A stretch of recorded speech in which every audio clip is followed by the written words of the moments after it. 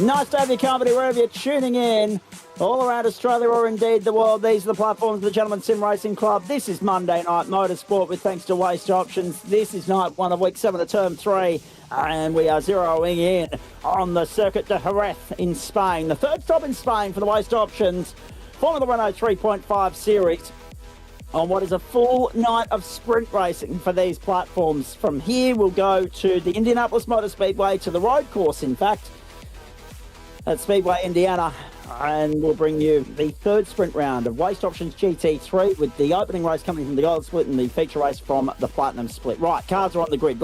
We have no time to muck around. Good evening, everybody. Zach Cabin alongside Adam Lavis. Great to have your company this evening. Let's have a look at the grid. I'll come back to the weather on the other side of the screen in just a moment. Can we just leave that there, please, Adam? 4.37 kilometres around this circuit. You know it is the home of the Spanish Motorcycle Grand Prix each April or May. Have a look at that track temp, if you don't mind. 49 degrees.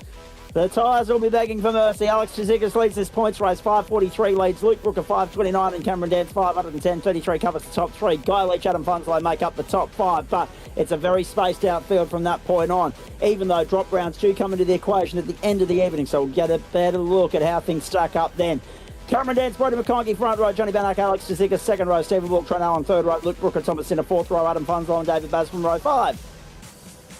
From 6, it's Guy Leach and Maverick Benson. 7, Doug Gowans, Mitch Noble. 8, Martin Davis, John Baldwin. 9, Ryan Jones, Liam Amos. 10, Ryan Borg and Brett Bradbury. Kevin Wakefield, Tom Pritchard back of the field. We're ready to rock and roll. 1:44 local server time. Can we just bring that one back up, please, Adam? 1:44 local server time there at the Circuit de Jerez. The weather, 28 degrees ambient, 49 on track, as I mentioned, 50% humidity, dry conditions, winds. They're southerlies at 9 kilometres an hour. Ready to fire! First of 4 races for a Monday night. Great to have your company on the back of an enormous week last week. Let's go to work once more. Beautiful start from the outside of the third row. Johnny Barrett got swamped at the start. There's cars in the grass already. Cameron Dance is locked out to Brody McConkie on the run of the woods. The first corner, Stephen Bull and Alex Chizikas making inroads early on. Bull got 2 spots if you don't mind. Trouble! Big trouble! Turn 2. Buzz Bannock! Johnny Bannock had no room to move, had no leverage with regards to the championship fight. Couldn't afford a bad result if he was going to stay in contention with the points leaders. Oh my goodness me. Sitting 10th in the points race at the moment, 163 off the race. 2 drop rounds burnt in weeks 1 and 2, didn't turn up. Drops 0. So whatever he's got, which is 380, plus what he gets tonight, that'll be what he takes forward for the remaining 3 weeks. But he could not afford to get caught up in that incident, and he's on the tow rope. Not the way you would have wanted his night to start. And that's the problem, Adam Lavis. So say good evening to you when you start with, whoa, more trouble, Mitch Noble. They're spearing off left, right and centre in the early stages. We are using the chicane version of the circuit, which is the Formula 1 Grand Prix version of the circuit. Just for clarification, drama aplenty off the start at the Circuit de Jerez. We've got about 10 laps ahead of us here in this opening race. They're spearing left and right. We've got a slowdown being served on the left-hand side, it would seem. Hey, Roddy McConkie's up a spot, Adam Funslow's up 4, and Ryan Borg's up 11, Adam Lavis. Get everything here. That wasn't a slowdown by Leachy. He just got left the rears out of the last corner, so he was out of sync. Cameron Dance was off the road. Cameron Dance is off the road. Maverick Benson's with him. Cameron Dance was off the road. Whoa, boy. No one wants to lead from the front tonight. McConkie and Chizikas have taken off. Bull is sitting there in 3rd. And then it's a big gap back to everybody else. There were 3 wide coming down the back straight. Is that car in the blue in the middle there? Is that Tommy Pritchard? Yes, it is. He got a little bit of a touch on the way through the hairpin. He was trying to weasel his way through, weave his way through. He couldn't find a way.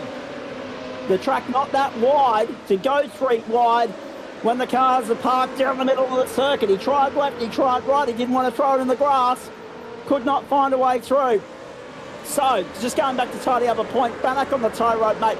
Disaster for him. That's the last place you want to be. And that right there is the trip hazard that you fall into so easily if you burn your 2 drop rounds before we get to week 7.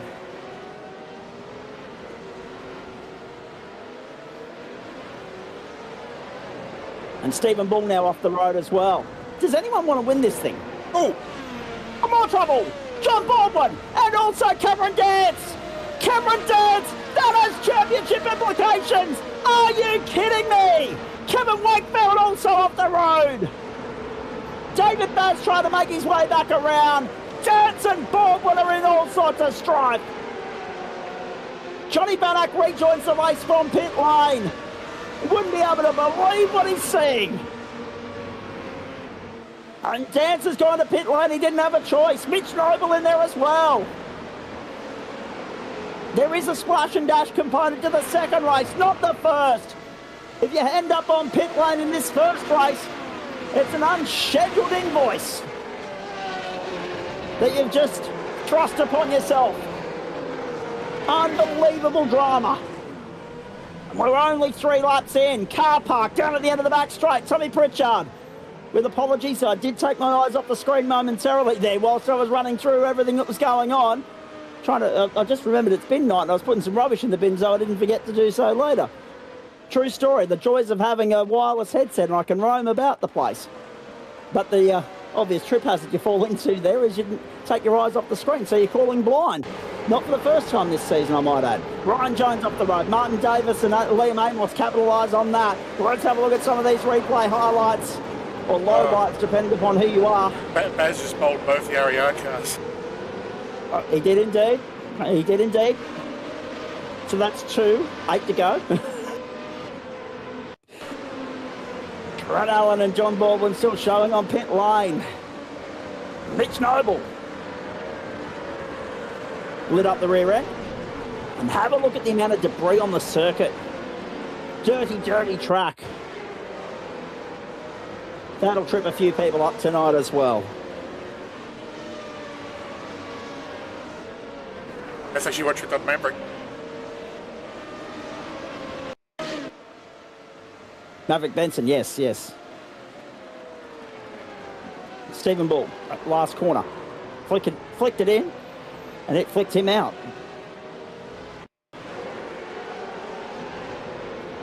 Wowee.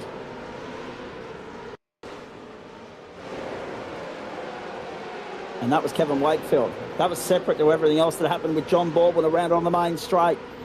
And Baldwin, he was no hope of getting that in with the rear wing gone. No support for when you want to flick it left or right. And it's just asking for trouble. This was John Baldwin and Cameron Dance. Dance down the inside. Oh, Baldwin got loose. Dance had nowhere to go. Uh-oh. Back live. We need to go back live in a minute. Liam Amos is on the tow rope. Brooke Bradbury's about to be. Dougie Gowans was caught up in it as well. That was Tommy Pritchard. Car park lot number 2 for the night down there. This was Liam Amos. Uh-oh. Oh, no. Amos to pit lane. Reach to pit lane as well. And Tommy Pritchard too. Oh my goodness, how much action do you want thrown into your Monday night? This is only race 1. Watch this, Leach, bang, nowhere to go. How many times have you seen that? Very, very frustrating for Guy Leach. Number 460, Tommy Pritchard back out onto the racetrack. Adam, half the field just about. The top 12 yet to stop, but they don't have to, it's race 1. There have been 10 drivers already transit the lane. Some are still stuck in there, Amos and Allen. Well. A spanner in the works. And Brodie McConkey's just loving this. I think it'd be a combination, which is probably another great combination, of cold tyres, hot track, debris on the track, and lap 1 sort of red mist. So I think all that's mixed together, and a lot of the guys have come up with a bit of a sour taste. Yep. Oh dear. Look at this, Brodie McConkey there. Alex Kazikas, Adam Funslow, Luke Brooker, Ryan Borg, and then Stephen Bull. Through we go.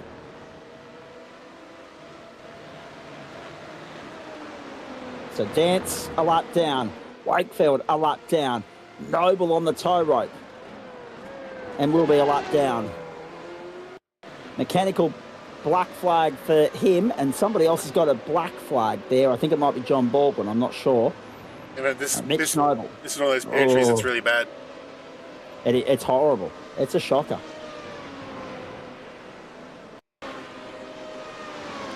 So let's have a look. Noble off the road again. Yeah, the gravel doesn't like that. Oh, that's an enormous shunt. Oh, my goodness. Johnny Bannock back in and out again. That was in 1.637. Oh, no! Tony Gowans! That was Bannock Oh, as well. my goodness. So Bannock and Gowans. And Bannock is the reason... Like, Bannock had to come in and either grab a fast repair or serve a penalty. And that's what that'll be for. Let's have a look at this. Oh, over the top. Oh, it's Barrichello and Ralph Schumacher all over again. Look at that. What the hell? Has someone just distributed the red lollies amongst the club tonight? It is Mitch Noble with the mechanical, and it is John Baldwin with the black flag. So not Bannock. Bannock's been in. Bannock must have had 2 fast repairs up his sleeve. He's been in twice. 1:29.177. Brody McConkie fastest lap of the race. Funslow is 3rd. Tzoukas is 2nd. Brooker is 4th. Bull is 6th. Borg is 5th. Bull did have the fastest lap until McConkie had other ideas. He put a 10th on Bull's time of 1:29.277. It's good to be back, isn't it? 4 weeks to go on the back of the Sim Racing 1000 yesterday for the Logitech G Pro Invitational. And I hope everybody enjoyed the coverage if they had the opportunity to tune in. There wasn't much else on the telly, was there? Bangladesh to held us up by 3 o'clock in the cricket. And of course, the other motorsport, well, that stream was absolutely unwatchable. And I'll have more to say about that a little bit later on. It's been I'm giving off the vibe at the moment that I'm just a old cranky person with a young cranky person's body. And that's true, but I'm enjoying throwing the uppercuts at this point in time.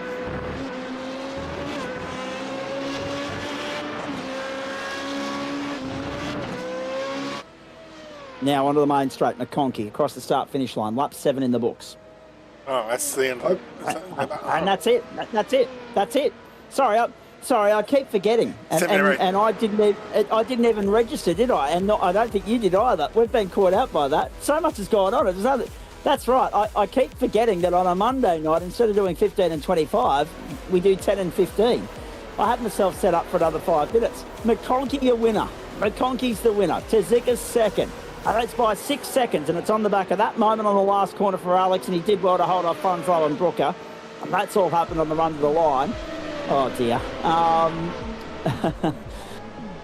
We'll set up. So there's your confirmation, ladies and gentlemen. 7 laps for race 1 means 10 laps for race 2. 15 minutes. And actually, I need to double check now because I'm second guessing myself with regards to. Yes, no compulsory pit stop for a sprint round for these guys. See, there's that much that we offer on a Monday, Wednesday, Thursday and Friday that I've got my format mixed up with Wednesday night. So, yeah, no pit stops in this second race. Just remember that. It'll be 10 laps and it'll be flag to flag. 7 laps for race 1. So the numbers add up, and check out, I'm just a race ahead of myself because I'm so used to having 15 laps for a sprint race. McConkie, Tzoukas, Funslow, Brooker, Borg, Bull, Benson, Jones, Sinner. Davis gets the invert pole in 10th. Bradbury, Leach, Gowans, Baz. Dance finished with the fastest lap of the race, 1:29.086, but there were only 14 cars get home on the lead lap. There are some that are just not even going to be classified in all of this. Noble, Amos and Allen all sitting helplessly on pit lane right now. So McConkie joins the winners list in Formula Renault 3.5. with thanks to Waste Options in an action-packed, chaotic opener at the Circuit de Jerez. We remind you of where we're going as far as this schedule is concerned. Next week's Circuit of the Americas, that'll be the final sprint round. Then the Hungaroring, then Suzuka for 30 minutes and 45 minutes respectively. Race 2, track conditions, 51 degrees now. What the hell? 2 o'clock in the afternoon, local server time. The joys of still being in European summer is daylight saving. Hello to our Queensland audience. That's the first one ticked off your bingo card for the evening. 2 local server time, 11 kilometre hour, winds 28 degrees the ambient. They are southerly winds, by the way. 50% humidity and 51 degrees on circuit. Martin Davis, Thomas Sinner front row, Ryan Jones, Maverick Benson second row, Stephen Bull, Ryan Bull third row, Luke Brooker, Adam Funslow, Alex Zikas and Brody McConkey. And Brett Bradbury, Guy Leach, Doug Gowans, David Baz, Cameron Dance, Kevin Wakefield, Johnny Bannock, John Baldwin, Mitch Noble, Liam Amos and Trent Allen. Tom Pritchard hasn't joined the grid. Down to 21. Maybe a little bit cleaner than the 7 laps of carnage we just witnessed. Let's go. Hold your breath. Oh no, trouble. Who was that? Martin Davis just got absolutely swamped off the start.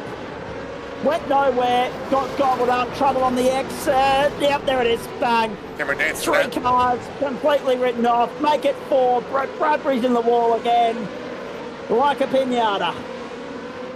Who didn't see that one coming? Bradbury in the wall, Gowans stuck. And Borg as well. Oh boy. Thomas Sinner leads from Ryan Jones. Stephen Bull up in our 3rd spot. Tzidakis is up 5 spots already, side by side. Adam Funzo under pressure from Brody McConkey on the inside. McConkey gets by Benson and Funslow. Look at that, 2 for the price of 1. McConkey's just carving up the fun right here and now. Uh-oh, Bannock and Baldwin. The disastrous sprint round continues for Johnny Bannock.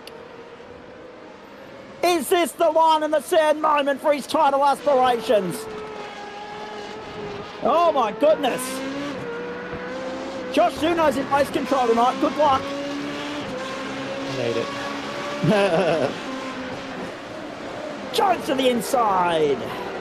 Here's the move for the lead. And covered off nicely on the exit. Sinner and Bull there for company. Down the main straight. Tzidakis latching on McConkey and Funslow not too far away. Jones defending to turn 1. I'm not sure he'll be allowed to do that for 9 laps. Have a look at this. Sinner up on the outside. Bull wants to go with him. Sinner can make that work. He's on the inside. He's on the inside for 3. Have a look at him. Not quite able to do it, Adam Lavis. How good is this?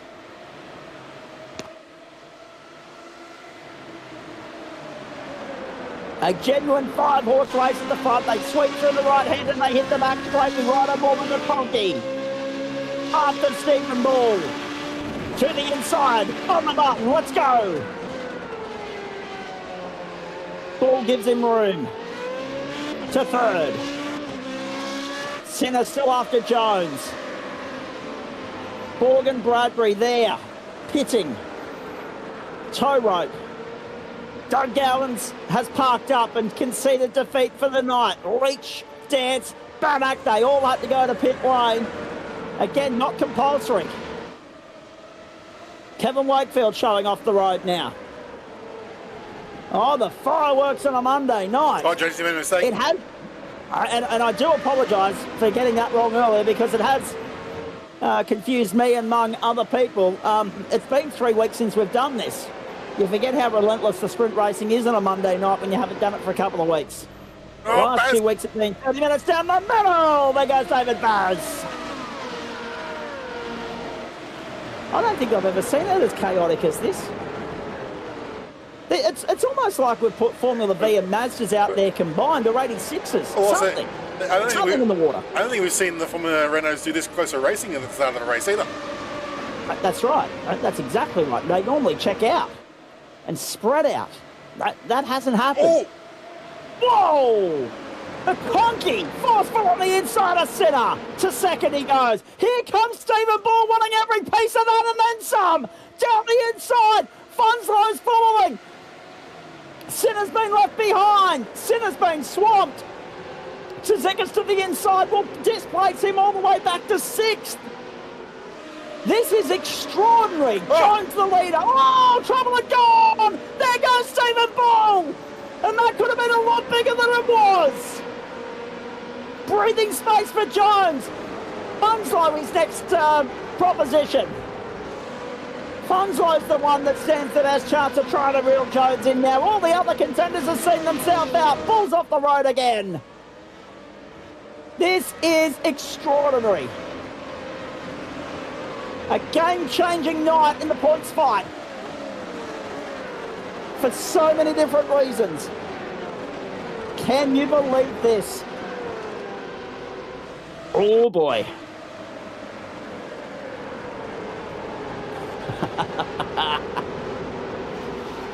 Oh dear, I'll come back to the message that I've just received in a moment.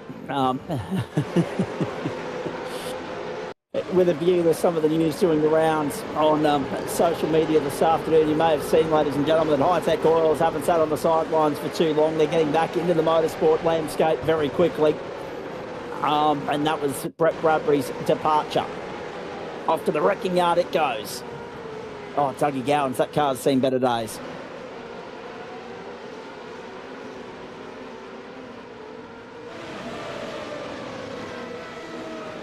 And Banach all on his own. Baldwin had to be the sacrificial lamb in all of that. Had nowhere to go. Had to follow him into the weeds. Kevin Wakefield. Debris. Yep. Caught the dirt. Speared off into the gravel. And the only problem with that is, Adam, all they do is drag more dirt back on. They've done, like, McConkey's done so well to miss him there. And so did everyone else. Like, the way Stephen Bull spun, he did very, very well not to be cleaned up as collateral. That was extraordinary.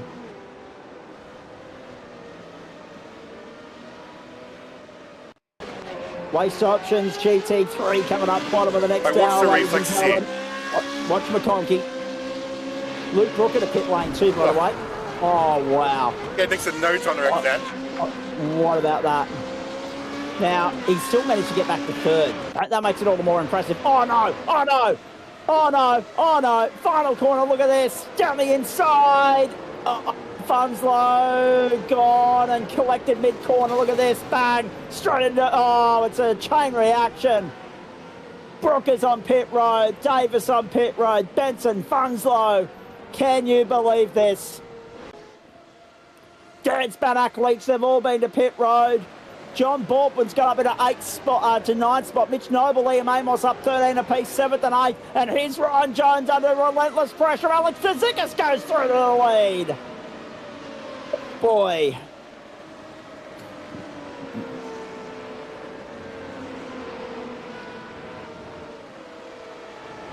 So, Davis, Benson, Funslow, mechanical meatball flags. Not really a surprise. Don't forget as well, ladies and gentlemen, I haven't been so... Oh, more trouble in the back! More trouble in the back! Thomas Center and Trent Allen! Oh, my goodness! That allows Noble to go through, Buzz to go through. Boy, invert top 10. It spiced things up beautifully. Maverick Benson now. Not that it wasn't spicy in the first race. Oh, well, that's right. Maverick Benson now has a mechanical meatball flag. Sorry, no, a black, just a straight plain black flag, ladies and gentlemen. Sorry.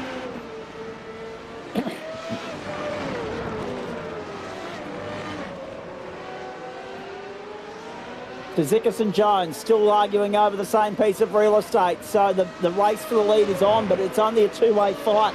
So what we said earlier about these guys not spreading out, that's well and truly happened. That has well and truly happened. Back straight, Tzoukas, Jones, McConkey, Baz. Can McConkey reel them in? In fact, if nothing else, he'd actually prefer these guys to start squabbling a little bit more. That'll be of advantage to him. But Jones bogged it down a little bit on the exit. Tucks back in, follows Tzoukas through. We saw him yesterday in the Logitech G Pro 1000. Bit of a tight turnaround to go from a supercar into a Formula Renault 3.5. Off goes Martin Davis. Cameron Dance back to 13th spot at the moment. Kevin Wakefield down to 14th. Davis sees night goes from bad to worse. I actually don't mind the yellow background on the Target logo.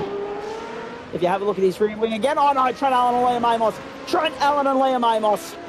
Amos continues. He got back on. Trent Allen, worse for wear in that one. Benson to pit lane to serve the drive-through. Oh dear. This is going to be a case of nowhere to go, isn't it? No, it's just a break. Yeah. I'm just wondering why the lights on Liam Amos was also showing off track there momentarily as well then. He must be just a little off track because it doesn't actually show on my tracker. He must have just dropped the wheel somewhere.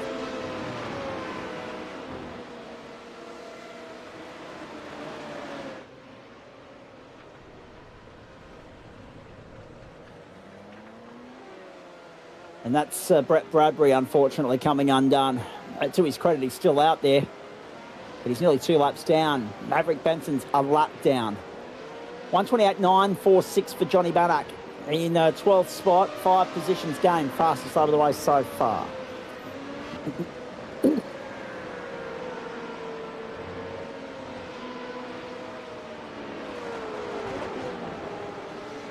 Yeah, good news. This is the first time I've been live for this. Oh, hello, Josh. How are you? How are you, boys? I'm well. What do you mean by that, please? I have been reviewing incidents. I've got 11 incidents in the log already. I don't think I've ever had this many this quick. Yeah, hard racing. Well, hard racing, but also challenging conditions. It's not necessarily just the wheel-to-wheel nature of the racing. It's the potential to trip up and come undone. And more so as an innocent bystander, Josh. And Adam. Poor Noble here, he went the wrong way. He saw Dave Baz spinning, and he's just gone the wrong side. He could have made a clear spot there. Yep. Yeah, you're 100% right there, Zach. I've actually handed out a lot of loss of control racing incidents. Just letting people know that, yeah, it's just been unfortunate. You know, unloads, hit a little bit of gravel, comes around. Oh. A lot of those. Zickers, Jones, McConkey, Baz, Ren Noble, Sinner, Amos, Alan Bull, Bannock, Reach, Dance, Baldwin. Oh, jeez. It's David Baz in 4th place at the moment. Oh, Noble no. sits there for... Oh, no! Mitch Noble has spun. Let's go over top 5 berth. Oh, the rejoin. How was that? How lucky were Trent Allen and Liam Amos to avoid that? Something else for race control to maybe cast their eye over. See, in about half an hour's time, when you could have easily been logged off for 15 or 20 minutes already, Josh, and you're still there reviewing the tape, yes, it'll be interesting to see whether you regret signing up to do the RC duties tonight or not. It's kept you very busy. To be honest with you, Zach, I'm like... there's been a lot of incidents, but as a lot of you may know, there's some software going on in the background, some development, and I've had a good chance to stress test, so let's put it that way. It hasn't been, but a lot of it hasn't been car-to-car contact or judicial. It's been, the normal sort of incidents you'd expect to be adjudicating on, and that does help. It's had a real sort of Formula V vibe about it, actually. The amount of incidents so far, my goodness. All right, let's straighten up. Lap 9. So next time by, white flag flies for Alex Tzikis, who's broken clear of Jones to the tune of 1.7 seconds. McConkey with a 1st and a 3rd, looking good here. Tzikis with a 2nd and a 1st, also looking very, very good for round honours. Guy Leach there in 12th. Dance, a shocker. Bannock, a shocker. What a defining point we find ourselves at, with a view to 3 weeks' time and the Suzuka circuit, and the night in which a champion will be crowned. Monday, September 7. Cannot wait to have your company. I'll be broadcasting from Cessnock on that occasion, having just come back from Orange. Although I know there was talk about us doing the full grand final week. Maybe I'm going to have to hop, skip and jump through and come straight back to Ipswich from Orange rather than bypassing back via Cessnock. We'll wait and see. Tzikis, Jones, McConkey, then Baz and Sinner, Trent Allen, Liam Amos. And I say that because on the Wednesday night we've got the supercars. On the Thursday night we've got the Vs and the Porsches. We don't want to miss that. And on the Friday night we have our annual staple event, our signature event, the GSRC Indy 500K. I know there was talk about trying to get a Tuesday night broadcast up and away for grand final week as well. It's been a few terms since we've actually succeeded in doing that. Alex Tzikis on the run home here. This will be a breakthrough moment for Alex Tzikis. if he can hold on. He doesn't want to do a Jonesy at Snedden. Whoa! Big one, Adam Funslow! Massive crash for Adam Funslow. And that's the straw that breaks the camel's back as far as his night is concerned. But this will be a monkey off the back sort of moment for Alex Tzikis. Funslow lighting it up, caught the ripple strip, gone, see you later, writes the thing off. Tzikis has picked up 3 third-place finishes, 2 second-place finishes, 2 fourth-place finishes, and a 5th so far this season. And this time round, he's going to finally rise to the top step of the summit for the first time in the campaign in Waste Options Formula Renault 3.5 at long last. Alex Tzikis is in victory lane. Oh, Noble and Bull have had a moment on the final lap. They get back going, but they're 8th and 9th respectively. What on earth has gone on here? Did they make contact?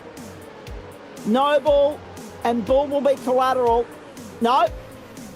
Bull's got on his own, so how's Noble triggered the off-track there as well? Bull's only just finished ahead of Banach. Noble, I think you'll find on the exit. Oh, synchronised spinning. Just a little bit further up the road. Just sees opening for Liam Amos. Yep, Amos through, grabs 7th. Trent Allen was 6th, Thomas Sinner was 5th. David Baz held on to 4th. That'd have to be Baz's best result of the season so far. Yeah, equal best. Double 4th at the Red Bull Ring and a 4th in that race. Up 10 spots, very nicely done. Oh boy, very, very good. Stephen Bull about to join us, hopefully Alex Tzikis as well. Whew.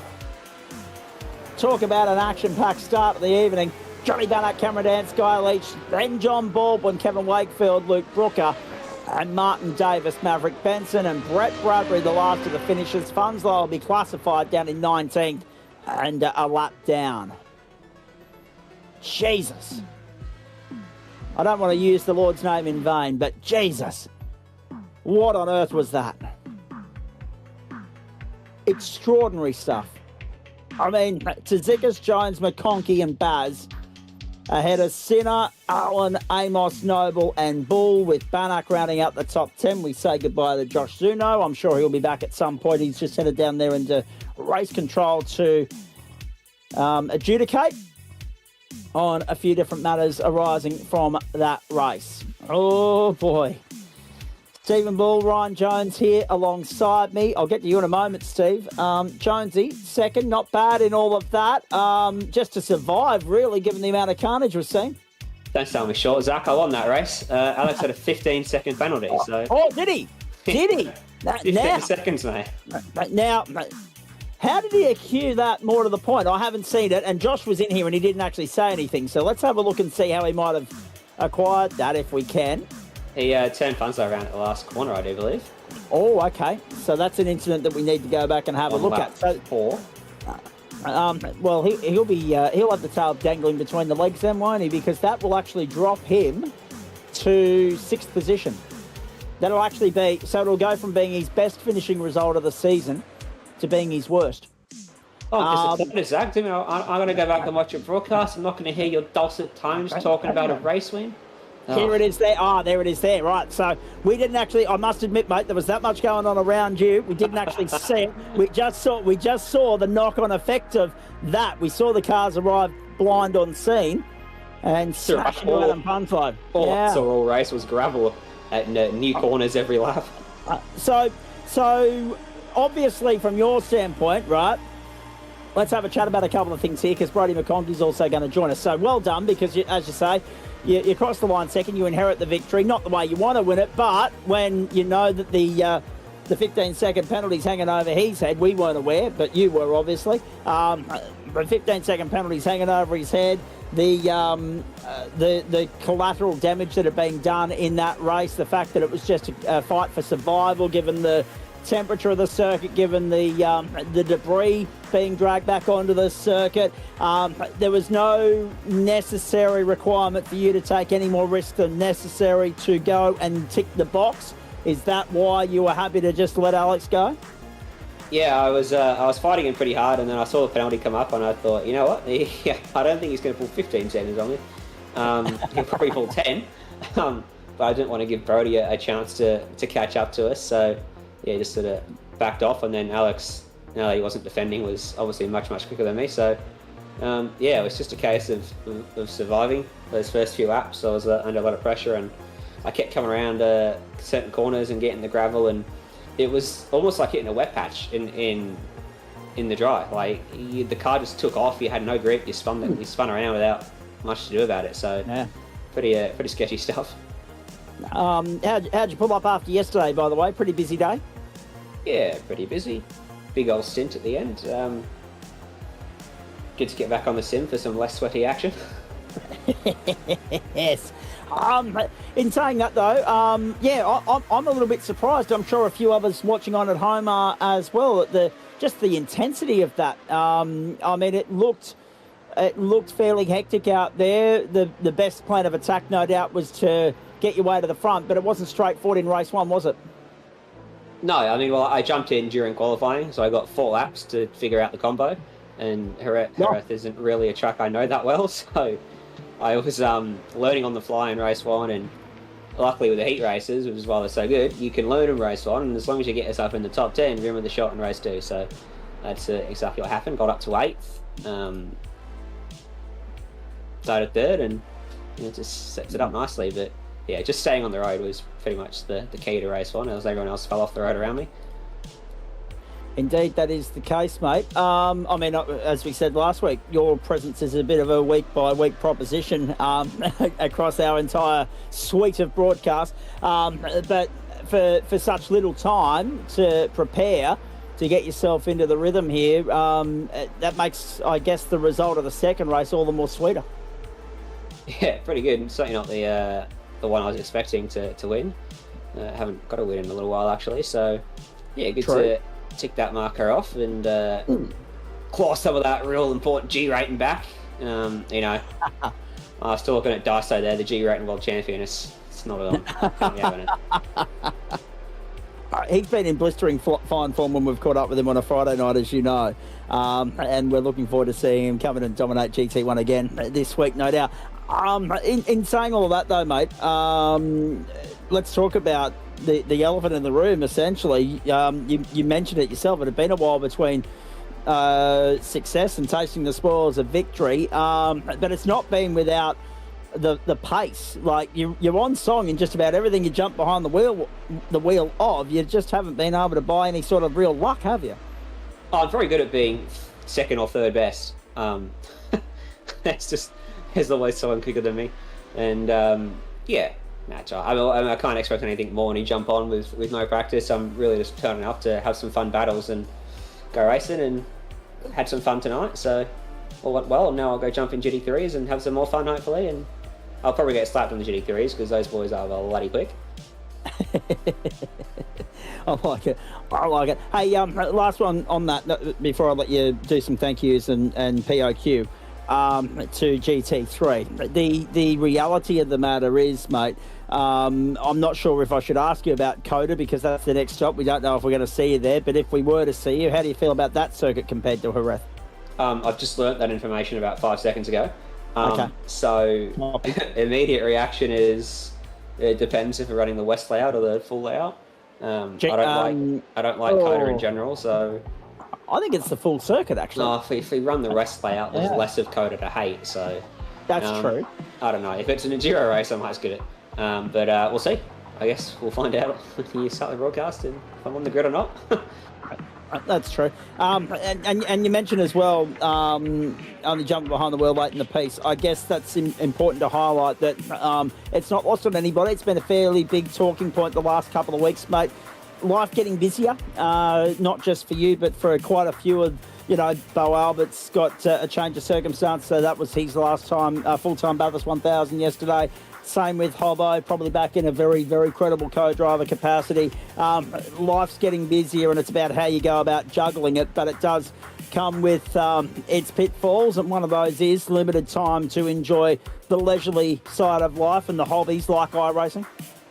Yeah, that's why I choose to spend my time racing rather than practicing for the racing. So I do as much racing as I can, and wherever I rock up and end up is where I end up, and have some fun. That's what it's all about. Absolutely, and it was fun watching you out there, buddy. As we say, if we were aware of them, I didn't actually see any penalties coming up on the bottom of the screen, and we had Josh in the booth with us, so I'm blaming him. Yeah, blame him. Blame Adam as well. He could have put it up on screen. for not passing the info on. Appreciate that, mate. Well done, brilliant performance. And who would you like to thank? Yeah, just big shout out to everyone at GSRC, put on the league, you boys in the broadcast for putting on a good show. All the boys at DPR for listening to me waffle on about gravel and off tracks and whatnot. And all our great sponsors, High Performance Media, Star, Lampy Transport, DPR Docs, .gg, once again bringing the good fix set to the table tonight. And yeah, Alex and Brody for a good race. I always say a good race. It's not always about being side by side, but the battle on the relative to keep people at arm's length as well is real good fun. Go and get in the GT3, mate. Go well. Cheers, mate. Good luck. We'll be seeing you in race 2 in the Platinum Split. It's important to know. Thank you, Ryan Jones. Brody McConkie, welcome into you. Can't talk to him while he's muted, but that's okay. We'll start the question and hope that he gets onto the microphone button very shortly. Well done. That was a terrific performance, I thought. Survival of the fittest out there. You did a very nice job of getting the job done in race 1, but actually, no, he's still muted. I'm not sure if I'm going to hear from Brody or not, so I might go to Stephen Bull.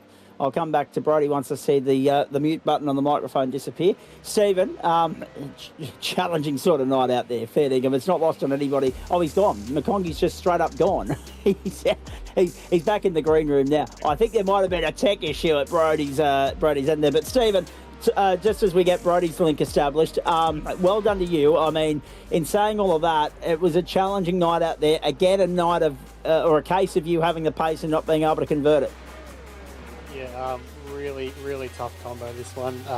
The car was on edge on both axles, braking, acceleration, whatnot, and then everyone having a hard time of it. There's gravel everywhere, slippery as, and made for some really good fun. Just, it was tough, you know, lapping solo, and then you add all the cars around you, the pressure of being door to door. Yeah, it was great fun. Glad I didn't take one out in that second race there, but definitely gave Brody a bit of a hard time avoiding me. But yeah, good race and enjoyed all of it. As did we. But so many championship contenders getting caught up in incidents tonight. It just seemed to be the night for it.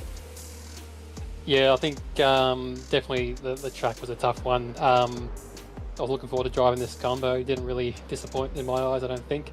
You know, this car is proven to be sort of very on edge every time I've driven it, and then, you know, throw all the rubber down on track, it's nice and hot, it gets slippery, add the gravel on top of that, and you know, we're looking at straight track levels of attrition here. Absolutely you are. You heard Ryan Jones's, there we go, we've got Brody's link established now, so that's a good start. We'll get to you in a moment, mate, thank you for that. But Stephen, just staying with you, you would have heard Jonesy's comments about the circuit. It's one that he wasn't necessarily familiar with. We've had the odd run around here in other categories in the past. Obviously, Formula Renault 3.5, a new venture for us this term. So our first visit to the venue. From a venue standpoint, how do you feel about Jerez? I quite like it. It's not really one I've very much had a chance to race on. I think this might be maybe the second race I've done on it on iRacing. Unfortunately, one of those tracks that sort of appeared and then disappeared again and never gets run. So happy got a chance to run it. Like to do it again at some point. All right, very nicely done. How do you go about bouncing back next week? Because we know, obviously, when we look at the point situation, and Adam's currently updating that. I mean, when we look at the round that was, you've grabbed a race win already this season. You've missed a couple of rounds along the way. Very hard to mount a championship fight, given those external factors. But when we talk about the run home, how do you go about trying to finish it off strong? Unlikely to make the rest of the rounds for Monday night, I think. I'll try and make the effort for Suzuka with the season ender, but sort of just rocking up at the moment, hoping to go door to door with guys. And I guess that comes with, well, I won't go into detail here. because we know that your schedule's all over the place at the moment. At least you're able to commit to Friday nights. But talk to me about, from a driver's standpoint, Jonesy's able to turn up and have some fun when he has the opportunity, and there's a few others in the same boat. Do you feel less pressure when you turn up and it's just a race-by-race proposition, as opposed to where you're focusing on IndyCar at the moment and you're trying to just reel Ethan in? Yeah, definitely. It's a bit of a different mindset, you know. When you come into this and you know that you're not really there for the championship, you can put everything on the line to go for a win, because it doesn't really change anything whether you win or not. It's just how much fun you had through the race. So you can kind of be that guy who's got nothing to lose against people who might back out of something that they otherwise wouldn't have if they weren't in the championship. So in some ways it's an advantage, and in other ways you're not necessarily doing all the practice before the race to have the pace to do that. All right, just watch this space, folks, because Alex Tzikis is debriefing things in race control with Josh Umo at the moment. I'm just having a look at the points being updated and the penalties being applied by Adam Lavis internally. So once we've got an update on all of that, we'll bring you up to speed with where things sit at the end of the 7th round of the season. What's next, Stephen? IndyCar Friday night? Yeah, definitely IndyCar. Should be there every round till the end. So haven't put any laps in for this week just yet, but I'm sure I'll get a few. And Road America, it's going to be a good one. Absolutely. All night Friday night, Road America, ladies and gentlemen. How good's that going to be? Elkhart Lake, Wisconsin, all night long. First time we've done it this term. On-train main course, same venue, 2 for the price of 1. Be here. You won't want to miss that GT1 into IndyCar, and it's only a 40-minute straight down the line race for GT1 as well. Stephen, who would you like to thank? All the GSRC crew as usual, broadcast and race control. I know race control's been very busy tonight. Seeing plenty of messages pop up. And we've still got to get the GT3. Yeah, I'll have to go back and look at them. So, I hope we've left you guys with some vocal cords and race control with a bit of mental capacity left for GT. So, yeah, thanks to everyone at GSRC. We did 7.25 hours on air yesterday, so the vocal cords have had their fair share of workout the last few days. But no, I think we'll get through GT3 all right. If this was a Thursday night, I'd be a bit more concerned. Thank you, mate. Appreciate that. See you Friday. Thank you, guys.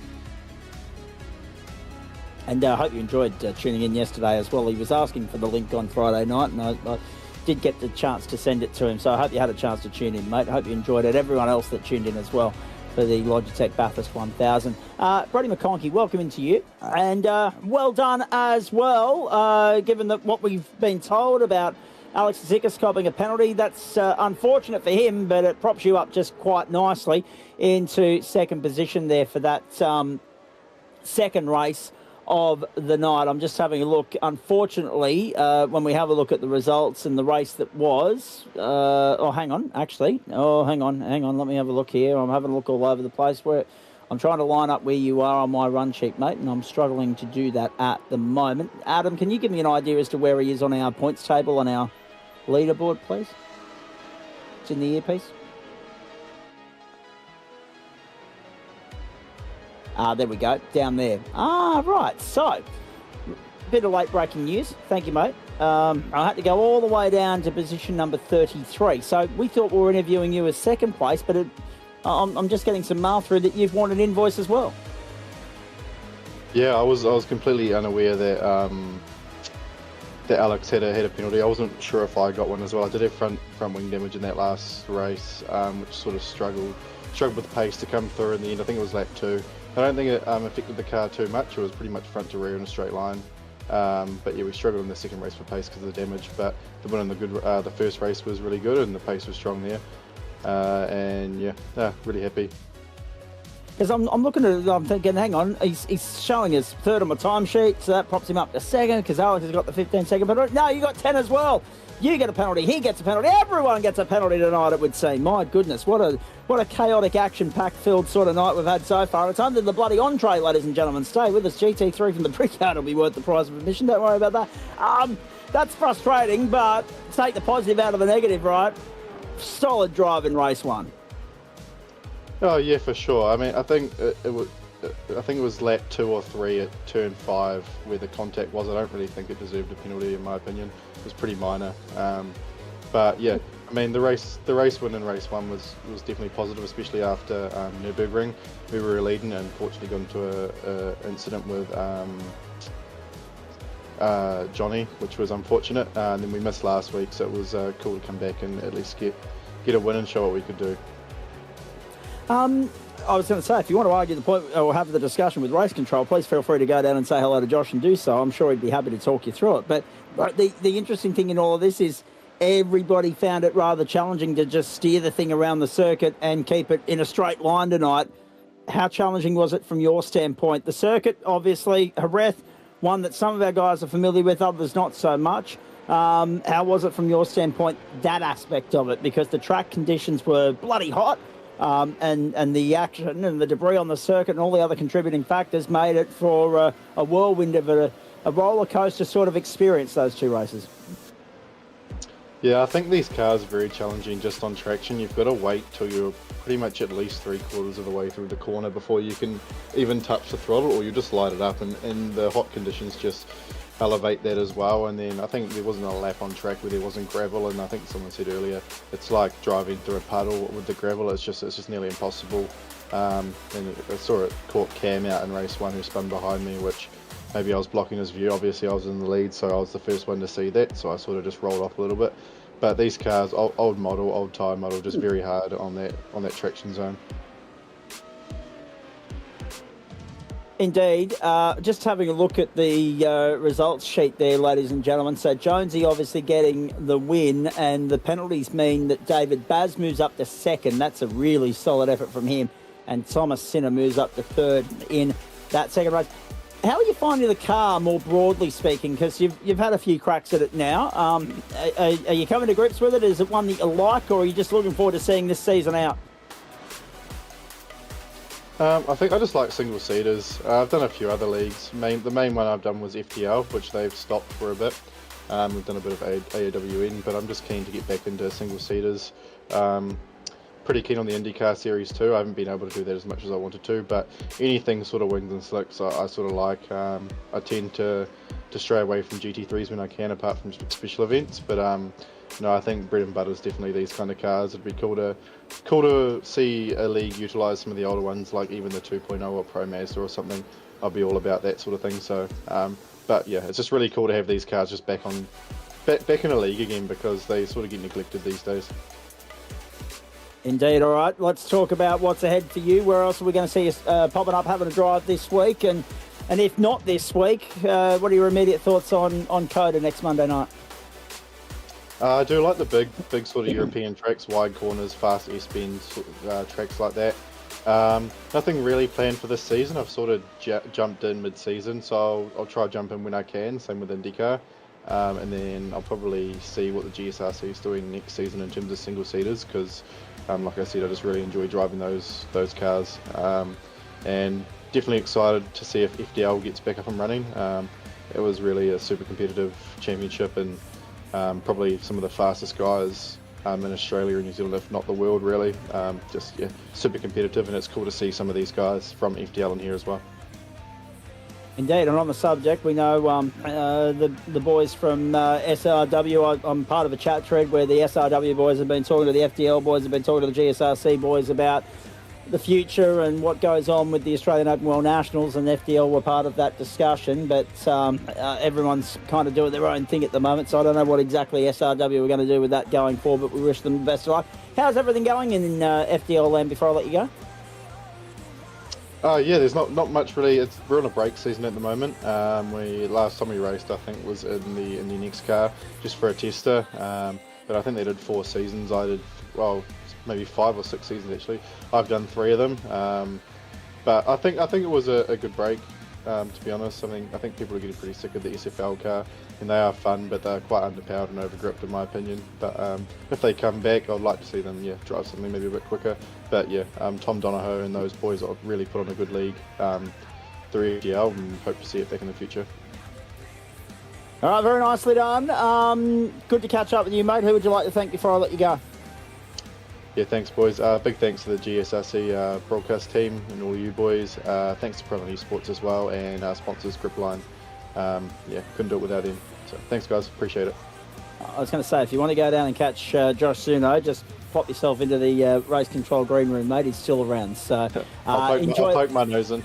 Yeah, do that. I thought you would, and that's why I wanted to keep things short and sweet here, because I know he gets out of here as promptly and swiftly as he possibly can when he's only doing the on-tray race control. So thank you for that. Go well. Cheers, boys. Appreciate it. Bye. And with us having a hard out for 8:30 as far as qualifying finishing in GT3, we need to hop, skip and jump over the Indianapolis Motor Speedway road course as well, ladies and gentlemen, for Waste Options GT3. We'll bring you the gold split first and the platinum split second. Alex Tzikis now with drop rounds part of the equation. Look at this. 37 points covers the top 5. Adam Funslow's not out of the fight just yet, despite that 19th in the second race. 463 for Alex Tzikis, 447 for Johnny Bannock, 445 for Luke Brooker. Bannock's just lucky that Dance also had a shocker tonight, 441. And Adam Funslow, 426. Sinner and Leach tied on 406. Gallons, 399, 375. David Baz, Martin Davis, 345. And that is your top 10. And Stephen Bull, despite giving everybody a 3-round head start at least, and likely not to be here the next 2 weeks, he's still sitting there 11th. Not a bad effort for only a few rounds in the cockpit. 332 points. Very nicely done. 6th and 9th tonight for Stephen Bull. We do it with thanks to Waste Options. We do it also with thanks to the great people at Disruptive Labs, Trophy AI, merch.tgsrci.com and Flash Graphics. Monday Night Motorsport done and dusted as far as the entree is concerned. Ryan Jones getting the job done in that second race with some penalties being applied. One to Alex Tzikis, one to Brody McConkey. A very, very chaotic couple of races from the Jerez circuit in Spain. Next week, the final sprint round from Coda, then onto the Hungaro Ring and Suzuka as this series continues. So some dead set carnage throughout the course of that night. Some drivers leaving here very happy to have survived it, very happy that it's in the rearview mirror, and others with the tail dangling between the legs. But we've got a tantalising prospect as far as the championship fight is concerned with 3 rounds to go. As I say, top 5, 37 points. It's there for the taking for any of the 5 at this point in time. We'll take a break. We'll come back and Waste Options GT3 Gold on the other side of this short break. It's Monday Night Motorsport, live, exclusive and free across Facebook and YouTube, the platforms of the Gentleman Sim Racing Club. And we've got our main course action and the 3rd sprint round of the season on the other side of this.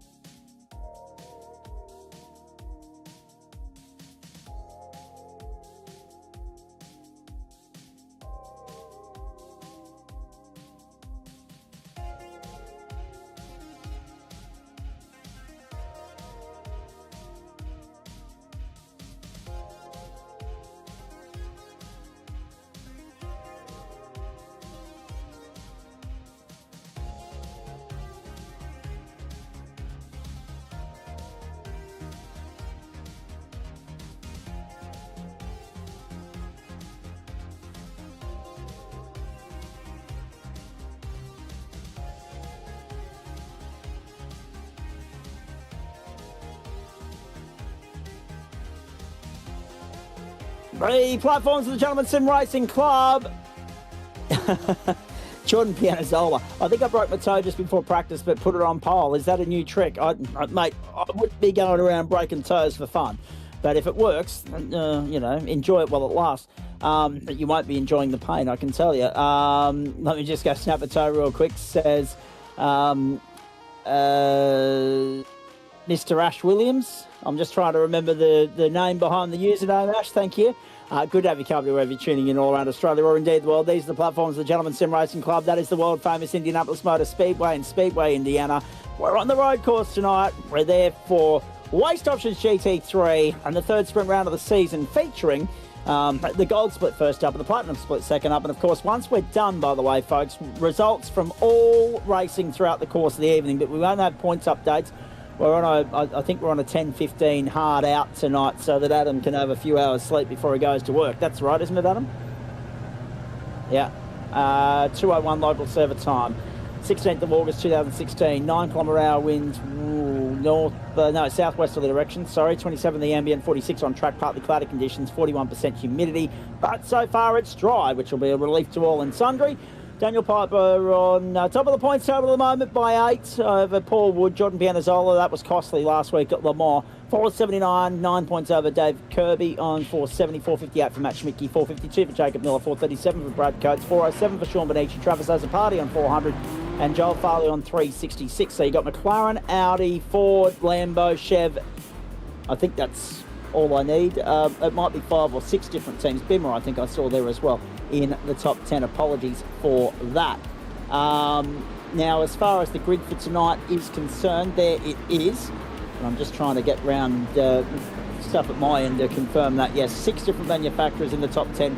4 McLarens, 2 Lambos, and then single entries each for Audi, for Ford, for Chev, and for BMW. Right, there's the grid. Jordan Pianazzola, Doug Gowans, Tom Hornby, Jacob Miller, David Kirby, and then Dominic Samanati, Travis Azzopardi, Chris Miller, Mac Cherry, Brad Coates, the top 10. Matt Schmidtke and Adam Burhoff from 11 and 12 respectively from row 7, Matthew Brown, Daniel Piper from row 8, Richard King, Nathan Michael from row 9, Rodney Gollan and Joel Farley from row 10, Brett Wardby, and also I lost that. No, doesn't matter. Thank you, Paul Wood. Thank you, Adam Lavis. Up we go. It does matter. He's only second in the championship. David Bernays, Andrew Neal. Oh, that'll be fun. Robert Barada, and then Sean Medici, Brad Curtin, Dale Atkins, Mitch Noble, etc., etc., etc. We've got a big field lining up here, ladies and gentlemen. Welcome to the world-famous Indianapolis Motor Speedway in Speedway, Indiana. Round 7 of the championship, third sprint round of the campaign. Let's go, let's go, let's go! And unfortunately, the whole timing system's crapped itself for the first couple of laps, so we're flying a little bit blind here on the run down towards turn 1. Jordan Pianazzola's going to lead them through. Dougie Owens has jumped up into second spot. They all weave their way through, slicing and dicing safely and okay. Good news for all and sundry as they make their way around. Oh, Samanidis off the road. Off the road. Dear oh dear, gets back going but drops pretty much to the rear of the field. More trouble. Oh no, they're steering all over the place on the grass. Halfway along the back stretch. And again for Dees. So Dees was one of the names that we didn't get a chance to mention earlier.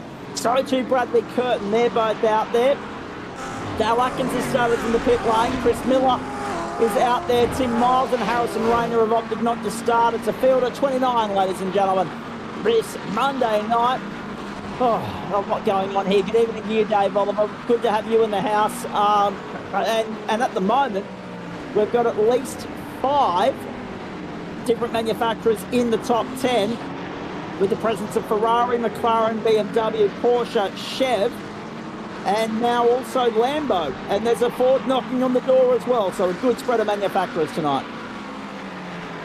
Yeah, hello everyone. Yeah, it's been a fairly clean start except for the couple spinners, a couple corners in, but this track is notorious for cold tyres and for spinning, so yeah, hopefully everyone's kind of got the, warmed everything up and be able to crack on and have an exciting short sprint race. Actually, we'll just lose this timing screen until it corrects itself at the end of the next lap. But, oh no, trouble, Rodney Golan. So Golan's one of the cars that's registering out of sync at the moment. What's happened, folks, is half the field's registered as though they've done 2 laps already, and we've only done 1 racing lap. It'll correct itself after lap 2. We'll sort it out. Pianazzola leads, Hornby leads, Gowans leads, Kirby, Azzopardi and Burhop. There are 4 Chevs in the top 6 at the moment. So Chev, Audi, Ford, Lambo, McLaren, Ferrari are actually your top 10 manufacturers out there on track right now. Daniel Piper sitting 10th in the running order, Matthew Brown 11th and Matt Schmidtke 12th. And they're all registering there as though they are a lap down, which is very, very weird. Trouble, Jacob Miller. That sets off a chain reaction, a check-up effect as they make their way back around onto the main straight. So yes, watch this as they make their way around. You're about to see the good old totem pole sort itself out as we go. And once that process is complete, we'll get that leaderboard up on the top left-hand side of your screen. I'm just impressed to see Andrew Neil out there gritting his teeth and bearing it out there at the moment. Dave, we mentioned last week, he mentioned last week that he's not terribly fond of the Indianapolis Motor Speedway road course. But points for turning up anyway. Trouble, that's Matt Cherry off the road in the grass. It'll be interesting just to see how long it lasts, though, before he says, you know what, I got better things I can do on my Monday night. Yeah, I remember him saying that he wasn't too fond of the place. I can put myself alongside Nearly, especially the GT cars. It's not the greatest, but once you kind of get a bit of a hang of it, it's okay. But it's still just a weird track, I guess, as compared to some of the others. And usually, especially with this high track temp, it's makes it fairly slippery. Indeed it does. So the order has corrected itself. Pianazzola, Hornby, Gowans, Kirby, Burhop, Azzopardi, and Rodney Golan with a slowdown penalty to serve. Interesting too, Dave, because we look at this, it's lap 4, it's 21 minutes around here, this opening sprint race of 2 for the night. So it's a nice little short, sharp one to get us going. As we're right on board with Travis Azzopardi. Burhop, the bunny, he did a little of... he made good moves early at Le Mans last week, but unfortunately too many mistakes as well, and he wrote the car off and he wasn't able to finish the job that he started. He's looking to restore some sort of order this week. We know that he's a very good peddler. As long as he gets the chance to showcase it, he'll be featuring it there at the pointy end of town. He's running up 7 spots already. That is position number 5, and we are, we're not even 4 laps into proceedings here. So last week, unlucky. Hopefully this week a far better run for him. Yeah, it's like we call it the bunny, but it's just like I think he had as many lives as a cat last week. Correct. It's just like whenever he kind of was getting going again, you'd unfortunately have a mistake or get caught in some trouble, and it just it just was definitely not his night.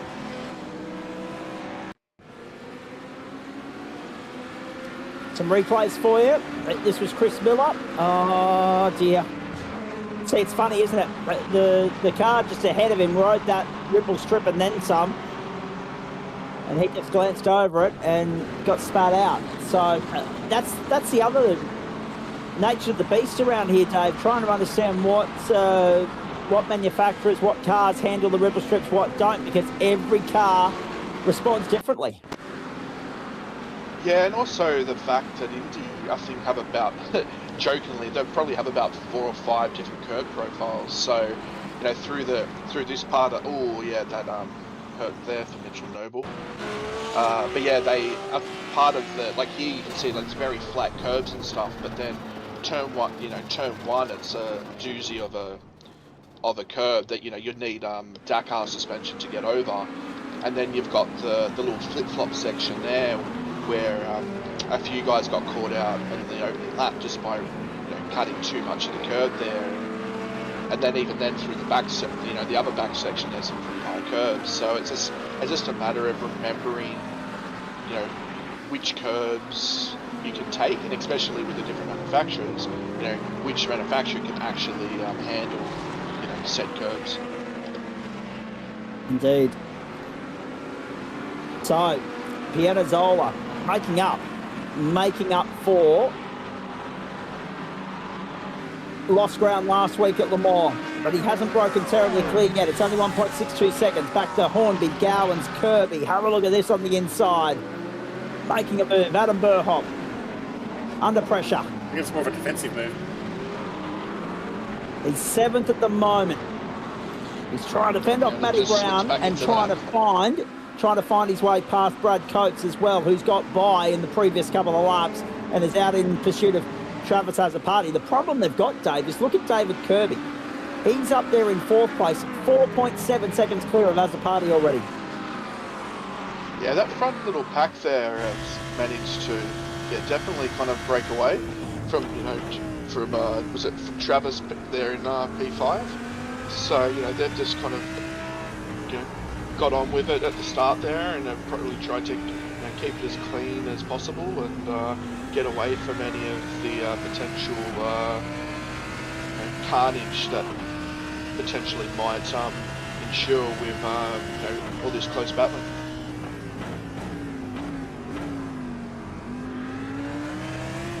Riding on board, Alex Schmidtke sitting on the invert pole at the moment. Just ahead of him is Jacob Miller, who, by the way, was a superstar performer in the booth last Thursday night. Did very well.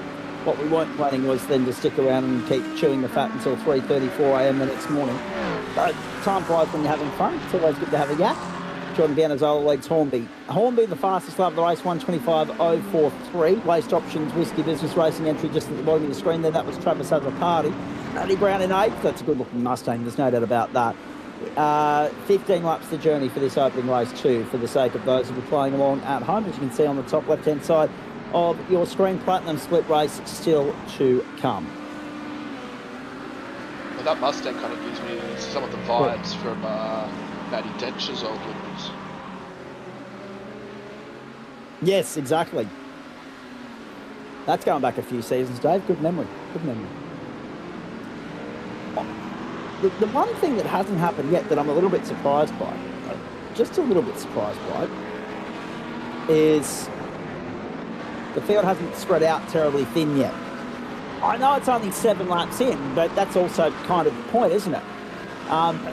Looks as though it's going to be harder to break away and find your own real estate and clear air here than what we might have otherwise been expecting it to do. Matt Schmidtke in 10th spot at the moment. Just part of a conga line of cars, 8, 9 deep right now, round onto the main straight. And I say that more so because there's only one big long straight here, Dave. So the fact that everybody stayed in close contact around the circuit really illustrates how tightly bunched they are on times, lap speed, right throughout the field. Yeah, you got that, the big front straight there, and then also that kind of that middle straight as well. Oh, look at that! Burhoff on the inside, fends off Brown. Sorry, mate, I'll come back to you. Burhoff on the inside, got through, and Brown is now in defence mode, trying to fend off Miller, and has done just that, but he's got to reset and go again on Burhoff.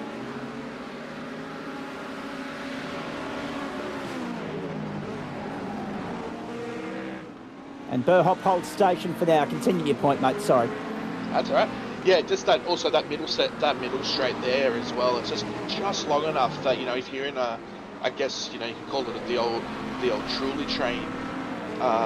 There you just keep on sticking with each other. So it's just a matter of trying to be really clean through the first twisty section, and then kind of the mid and then the back section here, coming back onto the front straight. Just trying to be as clean as you can and try and, just try break away as if you can, but it's just very, very hard. There's one little mistake and you just get drawn straight back into it. Oh, can't do that. Not at all. Rodney Golan in a little bit of strife. Now, on that subject, Mitch Noble on pit lane. And Dominic Saminti, I should say. Caminiti, Saminiti. Matthew Brown off the road. Oh, no. The charge falls short. Look at this. Down to turn one. Has he done it all on his own? Jacob. No, he's got some help. Jacob Miller straight into the back of Brown. Brown off the road. Brown drops down to 19th position. And I dare say Miller's wearing an invoice. Bang. Now, was he caught out? Or did he just miss his braking marker? I feel as though it's the latter, Dave. Yeah, definitely looks like that. And it is a bit of a tricky braking zone into there. It just depends on what graphic settings and stuff you're running. Because sometimes the brake markers sometimes disappear depending on what level you're running. So it could be that, or it could just be a case of, he was just that close behind the others in the train there. He just kind of, lost his bearings of where he was. And Adam Burhop on pit road. Now, why? Why, more to the point? It's not a CPS race. I wonder if he's forgot to put race fuel in. Quite possibly. Quite possibly.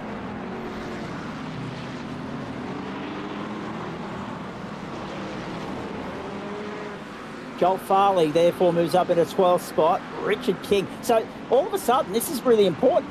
Well, firstly, can we just acknowledge the fact that our mate Andrew Neal and our other mate, the Alaskan Sean Benici, they're 14th and 15th at the moment. They're going. See, Neal is actually handling me this far better than he anticipated, so that's good. We can chew the fat with him about that a little bit later on, get his thoughts. But secondly, Woodsick's there up 7 spots in 13th. Needed that after a poor run in qualifying, has recovered okay. But the battle that is worth keeping an eye on, you're probably rubbing a line through Jacob Miller with regards to 10th place at the end of proceedings, but if you can stay there against the invert pole, despite the fact that an invoice is likely coming, he gets the invert pole. We don't get a chance to apply the penalties until after the fact. If you could apply it in server, we absolutely would, but you can't. So Nathan Michael and Joel Farley and Paul Wood are sitting there nipping at the heels of Miller with a chance of finding their way into the invert, not completely aware, I would imagine, that there's an invoice likely coming the way of Miller. Oh boy. Just going back to Adam Burhop, he did have to stop. I thought it might have been he kind of racked up enough off tracks, but he did actually have a stop of roughly 4.5 seconds. So yeah, he must have forgot to put enough juice in the tank, and unfortunately has had to come in and top up, which is not ideal in this shorter sprint race. No, that's true. Oh no, Joel Farley. So take him out of the equation now. Moves Woodsy up to 12th, Neil up to 13th, Benici up to 14th, and Wardby up to 15th now. David Bernays, Joel Farley, Chris Miller, Matthew Brown and Bradley Curtin the top 20. Then Rodney Golan, Brendan Luna, I should say, Robert Ruart and Adam Burhop take us back to 24th. Dale Atkins is 25th. 15.5 minutes gone, 4 to go at the line. Giannazzolo under pressure from Hornby. Rightio, Jordan. This is the real test. This is the challenge, my friend. Can you withstand the pressure? It's being applied by Tommy Hornby right now. Look at the run that Hornby's got with the slipstream as well. Audi versus Chev at the Brickyard. Down the inside, big dive, huge dive. Hornby comes from nearly nowhere. Whoa, nearly got the job done. Giannazzolo across to cover it off and keep him at bay, and it's brought Gowans and Kirby into the fight. We've got 2 Chevs, a Ford and Audi in the top 4. And then it's daylight to everybody else. Bradley Curtin, Brad Wardby on the pit lane as well. And it's a very long transit here. It's a long pit lane. One of the longest on the tour. A huge invoice if you've got to transit the lane during the opening race. Giannazzolo under relentless pressure now. And it's 3 times as much as he would like it to be, because it's not just Hornby nipping at the heels. But if the floodgates open, he's then got to worry about Gowans and Kirby. Replay. Andrew Neal. Oh, there we go. Oh dear, come on Neely. Oh, bang, that'll finish him off. Neil and Curtin, that finishes them off. Oh dear, that's just written the the McLaren off completely. Yeah, there's a few guys there that weren't slowing up for yellows there. But... No, and I dare say we'll be hearing more about that one later, Dave. He wasn't looking forward to this night. And that's more evidence to support the reason for the statement in the first place. Right, to the outside. Pianazola's now in defence mode with 3 laps to go. Hornby right there. Pianazola across. Hornby opens up the door, turns in! Hornby gets into Pianazola! Can you believe this? What the hell? Hornby to the front from Frog Leap Juiced. But I dare say Race Control's having a look at that one. Pianazola on the radio as we speak. Let's have a look at it again from the aerial shot. Was he far enough up the inside? No. Big dive running out of track room. The track does narrow. The further into that 1-2 section you go, Dave. Yeah, he's just, unfortunately, it's just, that wheel-to-wheel contact, and he's just, just wasn't far enough up, and, tried to, you could, obviously, he tried to go for the gap and stuff, but it's just, it just wasn't on, and unfortunately, Jordan's come off worse, so, which is unfortunate because he was having a really good run. Oh, well, Zuno's slowly but surely got his way out of Race Control for the night. He's tuned in from the comfort of the lounge now for the balance of the evening, as you can see by the top of the screen there. Very nice.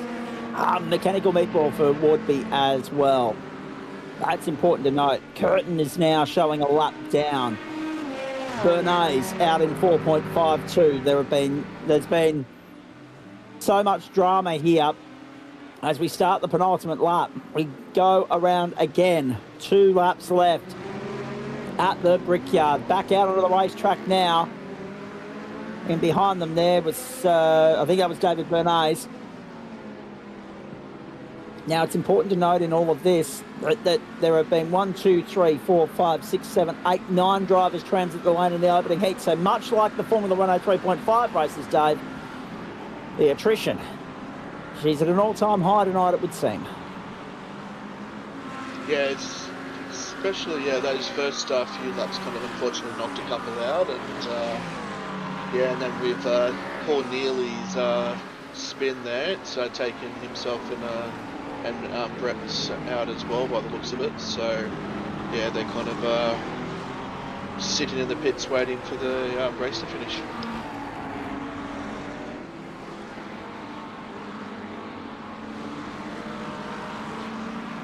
A lap and a half to go. Hornby, Gowans, Kirby, and as a party, Pianazola having to settle for 5th at the moment, as he was cleaned up on the run into turn 2, and with that, when any hope of a podium, let alone the victory, last lap board in the air, white flag flies at the Brickyard. Bernays, Curtin, Neal all showing lap down at the moment. Oh, more trouble at 1, more trouble at 1. This time it's Dougie Gowans. And it was lap traffic that contributed to that.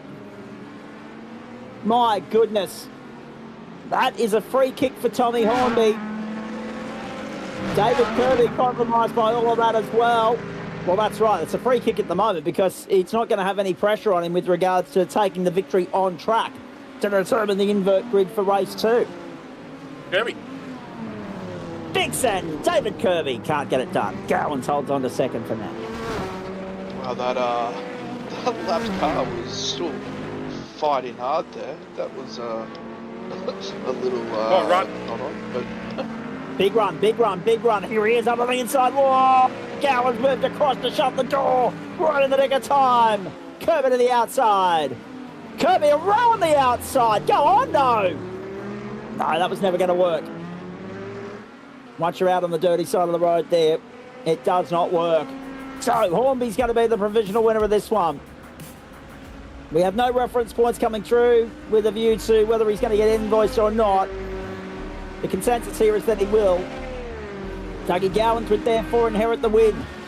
Ahead there's of a Kirby. big crash on the last corner. There is a big crash. Piper and King have gone through. It's Matt Schmidtke. It's Schmitty. It's our dear mate, our colleague from a Wednesday night and a Thursday night. Oh, look at him crabbing towards the line. And the top 10, Burt goes begging for Schmitty. Look at this now. Was it all on his own? Yep. Yeah. And then got finished off. So he started to go, and the car in behind had nowhere to move. Yeah, it's a shame he was just sitting outside the 10 there, but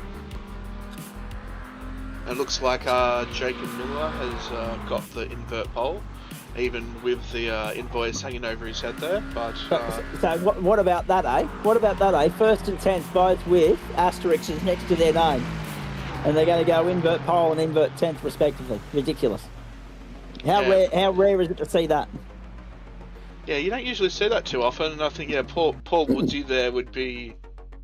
Yeah, Paul Woodsy would be kicking himself there. He was only less than a tenth off Jacob there at the end. Indeed, he was. Let's remind you of how it all played out, ladies and gentlemen. Hornby, Gowans, Kirby has a party. Pianazzola, Coates, Piper, King, Michael and Miller. Pianazzola will be filthy. He'll start 6th. He'll be looking to restore order that saw him took pole in qualifying there. He had the pace, but again got collected on the way through. 3.3 the winning margin. All of that provisional for the reasons we've already detailed. Outside the top 10, Wood, Benici, Miller, Brown, Farley, Gollan, and then Luna, Schmidtke, Bruard and Burhop. So Schmidtke was able to limp over the line in 18th. Adam Burhop 20th after selling himself short on fuel, we believe. And over the page will go. And Atkins, Cherry, that's it as far as those on the lead lap were concerned. Dees, Bernays, Curtin, Neil, Wardby, and then Simonetti and Noble with Miles and Rayner non-starters.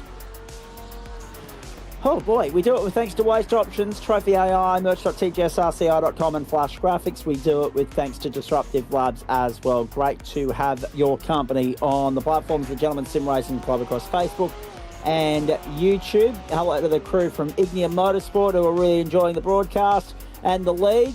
And big shout out to Mitch Wood who's tuning in as well. Hope you're all enjoying that. Certainly looks better than some other coverage that's been talked about throughout the course of the weekend. I won't say any more than that because we're getting more details about that as we go throughout the course of the week. A break and back with more on the platforms of the Gentleman Sim Racing Club. But I hope you're enjoying Monday Night Motorsport with us as much as we're enjoying it with you. And on the other side of the break, our sprint night continues and concludes with the feature race from the Platinum Split, the third sprint round of 4 for the season, Waste Options GT3, Night 1, Term 3, Week 7. Yep, final stretch of the season in reach. We're eyeing off the checkered flag in 3 weeks' time. A lot of ground to cover between now and then. And, of course, drop rounds coming into the equation from tonight. Stay with us. Dave, Adam and I back with you on the other side for all the action from the feature of the Platinum Split.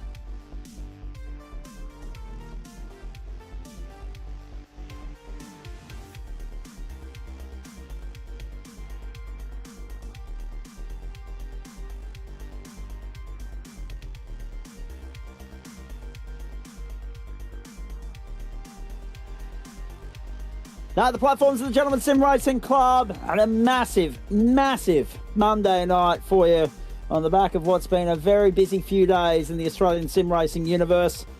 Well done once again to Damon Woods and his crew on a phenomenal drive yesterday in the Logitech G Pro Invitational Bathurst 1000. He and Caleb, to the victors go the spoils, new names on the honour roll. Fantastic and great engagement from the audience all day long, and a good call from Scotty Rankin and Stephen Sandman Clark as well. Battling through a headache, the Sandman did well. This is Waste Options GT3. This is the platinum split for you now across Facebook and YouTube. The culmination of a big Monday night here. Fourth and final race of the program. Yep, a full night feast of sprint racing for you. Track and weather conditions now updating to show that we're at 5 o'clock in the afternoon local server time. 17 km/h winds. They're in a westerly direction. 28 degrees the ambient. 37 on track. But as you can see, crystal clear blue sky, fine and sunny conditions. 3.85 kilometres this circuit, a tad under the 2 mile mark. Sorry, a tad under the 2.5 mile mark, I should say. Harrison Denbrinker, 615 points. Bo Cubis, 571. Richard Mitchum, 529. Michael Whiting, 489 and 464 for Philip Worley. Nick Wood, 455. Tim Miles, 434. Reece Keane, 428. And John Wright, 420. Sam Blacklock, 398, make up the top 10. 3 Ferraris, 3 McLarens, a Chev, 2 Fords and a Bimmer in the top 10 at the moment, and Denbrinker continues to lead the way. He's also won the sprint race, as you can tell there, by Nick Wood being on pole position alongside Bryce Young, Damien McBay and Richard Mitchum the second row. Ryan Jones, Reece Keane the third. At least Jones is competitive. Though Cubis and Philip Worley the fourth, and Sam Blacklock and Harrison Denbrinker the fifth. And once again, we've got the problem with the timing screen. And we're going to have that for the first couple of laps of this race. We can only do anything but we can't do anything but apologise with regards to all of that, ladies and gentlemen. Leo Dreyer and Jeff Adams from 6, Luke Page, Dane Snowden from 7, John Wright, Austin Edwards from 8, Alan Willison and Daniel Cheney from 9, Tim Miles and Jason Close from 10. That explains why Milesy wasn't over in the other server. And then we go back to Michael Whiting, Ash Williams, Jackson Rich, Vinnie Newen and Alan Dawson. Dave, just as we come around to see the green flag, it'll be interesting to see how this one plays out. I mean, Harrison Denbrinker, sprint racing's been his Achilles heel throughout the course of this season so far. Let's hope that he can turn things around and bag a solid result here. But trying to work your way through and complete some clean overtakes, difficult assignment at the Brickyard. They may need to rely on playing the strategy game to work their way forward. Yeah, I think it might be a case of that, exactly. It could be that you might end up doing if you kind of caught up in little battle packs, like what we saw in the other one, it definitely might be looking at doing the undercut and pitting early and then try and get some fresh air. All right, we're ready to rock and roll. Nick Wood, Bryce Young, bring us to green. Race 2, round 7, GT3 Platinum. Let's go, let's go, let's go. Buddy, you're a bit late waving the green flag, buddy. They're already taken off. They're gone. 3 wide, 4 wide on the run down to turn 1. Last of the late breakers. They sort it out as they get to the first corner. Jonesy, Jonesy, Jonesy. Oh, jeez. He's got Philip Worley on his inside, now on his outside. Trouble further back. Yeah, that was Austin Edwards that spun on the exit of 1. Brock's all the way down to 25th, John Wright to 24th. The other one caught up in all of that. Trouble over the ripple strips. Denbrinker's wide, I think. He's back there in 13th spot now, limping away down the back straight. That was looking like the NASCAR racing. Yeah. I was thinking the same thing, don't worry. 3 positions lost already for Denbrinker. Again, highlighting that these races tend to be his Achilles heel. Although, not to throw shade too early in the week, but trouble! Here we go! You got 2 desks there. Everybody getting checked up. Oh, sort it out, boys. It's hairy, it's messy. 3 wide on the run down to the chicane, to the end of the lap, that infield right, left, right section that brings them around onto the main straight. Across the start finish line to go. Wood, McBay, Mitchum the top 3. then Young. Worley, Jones, Cubis, Blacklock, Keenan, Dreyer. Snadden, Close, Newen, Willison, Miles the top 15. Big winners and losers all around the place. Dan Brinker down 14, Page down 10, Wright down 10 as well. Edwards down 5, Adams down 8. Again, it goes from bad to worse in a feature race for Harrison, Dan Brinker. Nick Wood fast above the race, 129.527.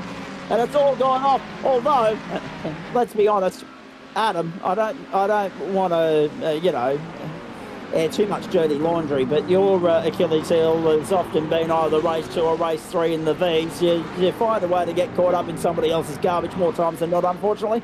So you know what Harrison Den Brinker's going through at the moment, no doubt. Oh, well, sort of, but De Brinker did cause that second one. He was the one that went for the move, and so there's a little bit of a difference there. Oh, dear. Oh, jeez, Jeff Adams got helped. Okay. Everybody getting a little bit out of shape over those ripple strips, boys. I think, again, this is Jeff. Yeah, Jeff sort of put his nose in a bit of a weird spot there, and it's come back to bite him. I think he's a bit frustrated because of the earlier stuff with Dan Brinker and the other group. Oh, championship lead, champion having some moves. There we go.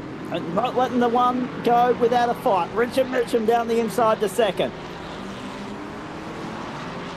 Yeah, just having a look back at that Jeff Adams incident there with the kind of like the flip-flop chicane.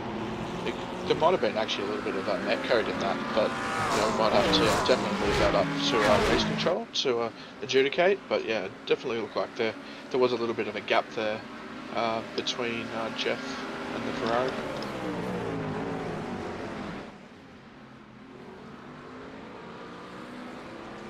Richard Mitchum going along nicely. Nick Wood, the next target.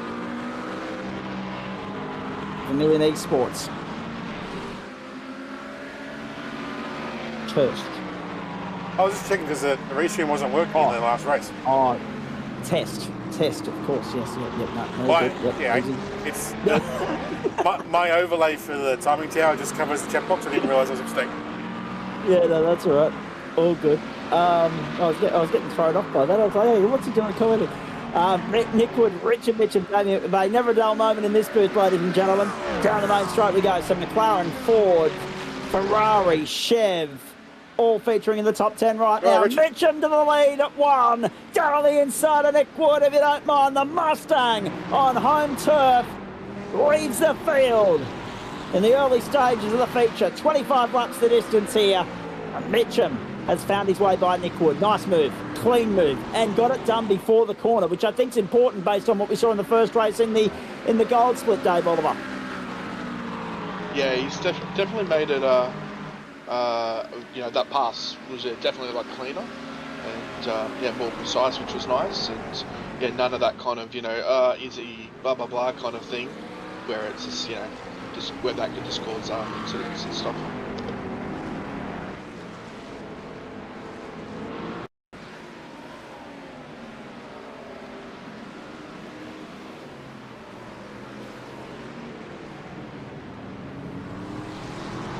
Adam Willison off the road on the Disruptive Labs replay.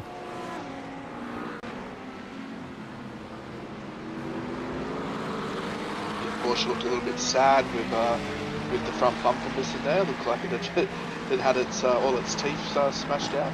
And that's a fair point you make as well, because Austin Edwards is already parked up and is out of the race, mate. And Willison, one of only 2 other Porsches in the field. So we've got 2 Porsches on the lane at the moment. Willison, with that damage sustained, might find himself on pit lane for a while now. There are no fast repairs for these guys to call upon when they go to pit lane in a GT3 Platinum Sprint round, ladies and gentlemen. For those of you that are new to the platforms, the GSRC, and there is a compulsory pit stop element or component to this race as well. Lap 5 of 25. Bo Cubis, whole count 7th at the moment. Good to see a Bimmer punching above its weight in this series. Good to see Bo Cubis taking the fight to all and sundry. And as we've commented throughout the course of the season so far, yeah, Ferrari's kind of enjoying its time at the top of the leaderboard. But not without a stiff bit of opposition and a fight from McLaren and Chev and also Ford and BMW now. We've never had such a broad range, well, not recently anyway, Dave, but it's been a while since we've had such a broad range of different manufacturers regularly represented inside the top 10. Yeah, it just shows that people are kind of, the drivers, comfortable with such that wide range of the manufacturers, and it just shows that that it's all nice and close, which is obviously the ideal thing for iRacing. But it's good to see such a wide spread. Better than having the little Porsche Cups or the Mustang Cups that we had kind of once or twice over the last maybe 6 seasons.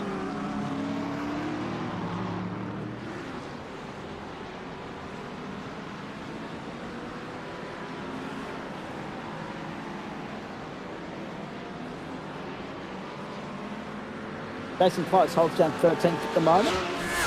Harrison Dimricker on the comeback trail in 16th now, but he's about 5 seconds down the road from that fight. There he is. Riding, absolutely smashing the ripper strips at the moment, it's Harry. Mitchell, Wood, McVeigh. Yeah, I know. Young and Worley, the top 5. Phillip, of course, throwing shade at his DPR teammates the other night in the chat thread. He's out there in the thick of it right now. The best place, Chev, at the moment. I'll be interested, boys, with a view to pit stops, how early, how late they'll go. They won't be too far off being in the window, Adam. I think we're pretty close to it. I think with this race, the 35-minute race, so pretty sure the pit... one's in. Oh, there you go, nice move from Alan Dawson. And I'm pretty sure the pit windows are around the 25 to 28-minute mark, so yeah, we should be roughly in there, so I assume these guys are going for the reverse straight right about now.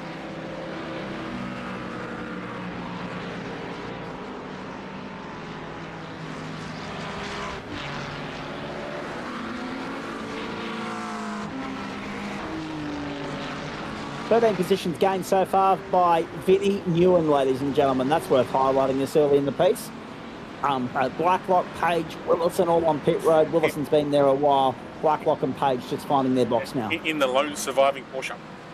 Yes, the only surviving. So actually on that subject, I didn't get it. I apologise. I'm a bit off the game tonight. I'm a little bit fatigued, folks. But I didn't get a chance. We're in all trouble. I didn't get a chance to mention this earlier with a view to how many manufacturers we had over in the Pro-Am split. So let's have a look at what it looks like as far as the Pro split is concerned. You can see the entire field there on your screen. It's only 25 deep tonight.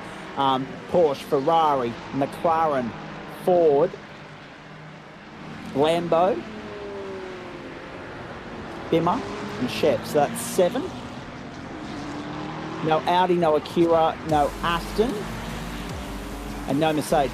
I think I'm right in saying. So we've got 7, boys. Not bad. Phillip Worley to pit lane, going for the reverse strat as well. Yeah, Lee, our race controls, has kind of come over the internal comms and has given Harrison a 5-second penalty for avoidable contact. And just about insult to injury. Yeah, just to kind of just twist the knife a little bit, and then as you were saying with Jeff Adams, yeah, he's been with that incident through the little flip-flop chicane there. He's also been given a 5-second contact penalty.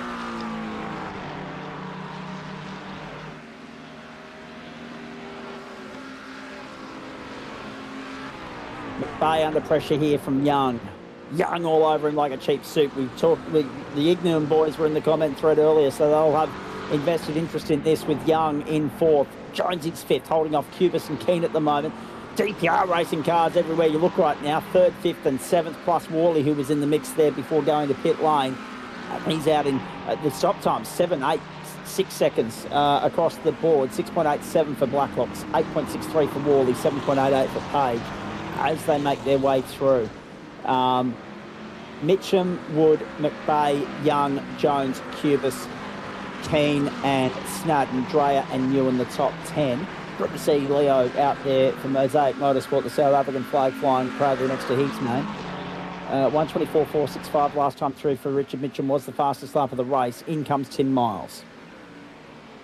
And again, Dave, similar to what we saw earlier, distinct battle packs this far into the race. So can be a little bit of a hard track to break away from. Yeah, I think it's just a case of just with these, the obviously the long straight as we mentioned before, and then the other kind of the mid track straight there as well. Like as we're seeing as they're approaching onto now, it's just a case of if you can't break away and you're just stuck in the aero train or the aero wash, and just becomes a bit of a trolley train. So the Ferrari dives up the inside there.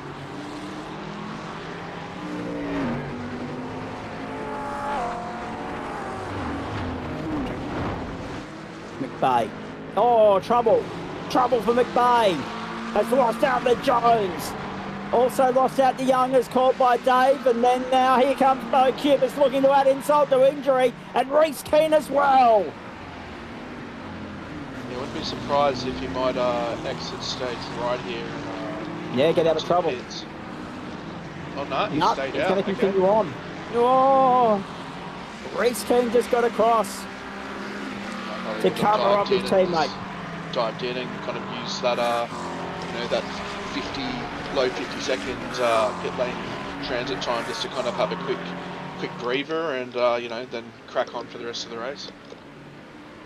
It's definitely a point to note. Yeah, with the super long straight pit lane here, it is one of the longest pit lane transits in the sim. Yeah, we're looking even at the moment. I think we're looking the low 50s, so like the 51 to like the high 52 seconds. Yeah, I'm pretty sure so pretty sure a drive-through is 45 seconds here. Yeah, an eternity. Absolutely. It's probably maybe the second longest to maybe the Spa Enduro pits.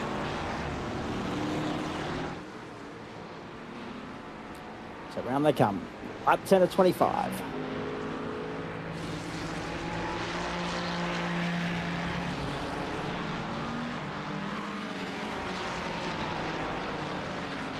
Jonesy sitting nicely in fourth place at the moment. Blacklock, Worley, Miles, Page, Williams have completed their pit stops. Tyson Broad, good to see Blacklock not cooking for a change here. Yes. I was straight out of the cockpit yesterday, straight back onto the keyboard tonight. Well done, Ty. Excellent. Lovely. And although it is that time of night, I mean, if you've cooked already, it's because you're on the East Coast. Our audience on the West Coast probably still cooking their dinner. Whiting and Denbrinker to pit lane, but we know that Denbrinker's got an invoice coming his way post-race. 14.5 minutes gone, lap 11 of 25, the Indianapolis Motor Speedway. Whiting and Denbrinker sitting there 15th and 16th at the moment. Adams and Wright in behind them, they come through. And then Worley, Miles, Page and Williams have already completed their stop. Willison's night is done. Edwards' night is done. We're down to 23.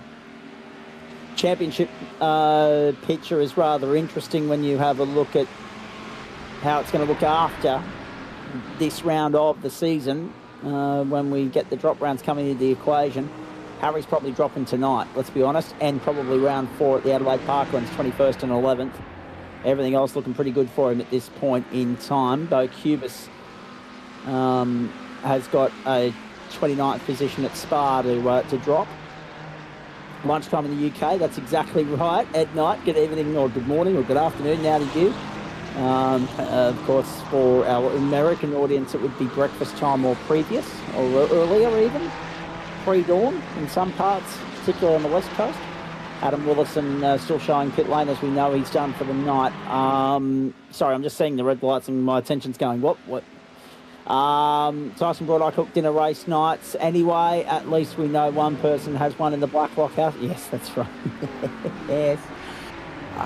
Turtles throwing shade. Jones in a third on the inside. Gets by Bryce Young on the run to turn 1. Boy, moved that. Nice move. Solid. Not bad for someone who swings a camera around for a bit of his day job. So well, that's exactly right. You can sympathise with that. You can relate. Although also not bad as well, Adam Lovis, for someone that was like, oh, I'm not sure how I'm going to go with all these fast guys around me. Yeah, well, another one of those elite platinum type people who try to talk themselves down and then go and prove themselves wrong. Exactly. Yep, we can't believe that rubbish sometimes when they dish it up. Bo Cubis 5th. Go and have a look, Bo. Have a look at Bo Cubis on the inside. Beautifully done. Hung Bryce Young out to dry and went straight down the inside. Who's coming to pit lane? Who's going round again? Everybody's going around one more time at least. And given that it's 25 laps, you're probably looking as far as lap, or what are we going to say? Probably 18's probably as far into the race as you likely to see anyone run it. Lap 6 was as far as Blacklock went, so 19 is probably the longest you can go in this stint before transiting the lane. So what that leaves us 7 laps of racing before the field should be cleansed based on the numbers we're hearing and seeing right now. Bo Cubis now out in pursuit of Ryan Jones, the margin 1.3. And having the top 2 checked out here, boys. Richard Mitchum, 3.5 to the good on Nick Wood. Catch me if you can. And Nick Wood has 1.1 on Ryan Jones. So he's seen off that threat for the moment as well. Oh, so yeah, because Nick Wood was only 10th in the first race, so he's done well to maintain that podium spot so far. Indeed.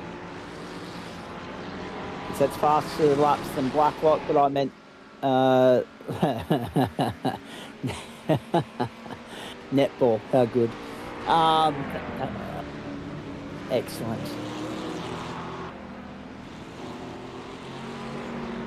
Harrison Denbrinker in 18th. Philip Worley is ahead of these guys to the tune of 11 seconds. Denbrinker's got miles for company. Here comes Reece Keane. So, yeah, that's the other, I guess, telling point in all of this race as well, Dave, because the window is so wide. It's about a 12-lap window here between when you can stop as early into the race as required to pit up and top up and get home. And as late as you can go is about 18, 19 laps down the road. 12 or 13 laps down the road, I should say, 2 lap 18 or 19. We're seeing a lot of varying strategies in play right now, more so than usual. It's a very wide scope to play with, and as a result, people are picking and choosing for themselves rather than going about it in the whole monkey see, monkey do type manner. Yeah, especially with it being, roughly was about a 25 lap race, with it being that, 12 lap window, it's, definitely helps where you can kind of, pick and choose and just kind of see if you catch up to, to a battle pack, or you want to get out of one, or, along those lines. It's, so it does help when it's that wide. So, yeah, it's definitely working for Blacklock, because he has come out well in front of Reece Keane, who was in that second group.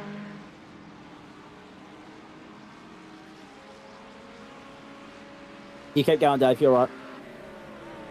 That's all good. But yeah, so it's it's always good when it's that wider scope, other than maybe like everyone kind of forced into like a 2-lap window.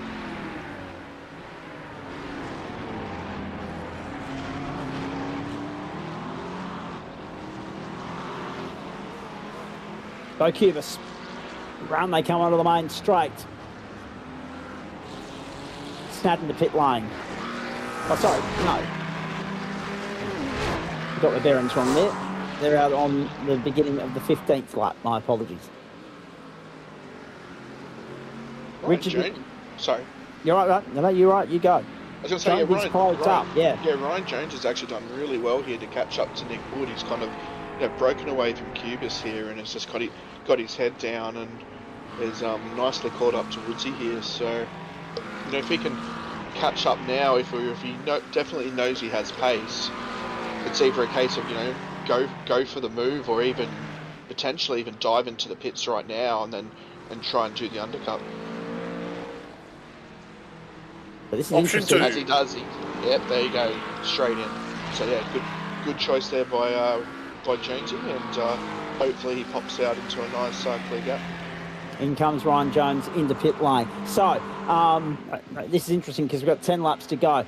I'm going to put it to both of you. You've seen enough of this racing to have an opinion on it. I would feel as though Richard Mitchum's feeling quite comfortable with the 5-second advantage he enjoys at the moment. I don't see that being reeled in the time we've got left unless he fluffs it in some way, shape or form.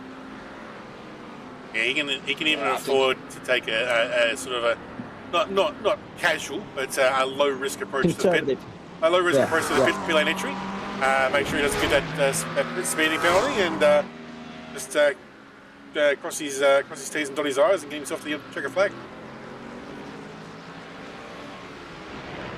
Ryan Jones sitting there in 13th place. Back out onto the circuit, well ahead of anybody else. Although Blacklock's gone straight by. And Worley as well. Blacklock and Worley have got him. And Keane might want a piece of that too, but he's just going to miss out. So the three DPR teammates have found one another, and Blacklock, oh boy, Blacklock's he's on pulled the podium trump pace. card. He's on for a podium here. He is. He absolutely is. He's on for second. He is absolutely on for second. Because at the moment he would definitely, if Nick Wood was to hit right now, he would slot in with that group there. So yeah, Blacklock could, may only be maybe roughly 2 seconds, 2.5 seconds off Mitchum here. So Mitchum might not be as comfortable as he thinks if he doesn't realise this. Yeah, 100%.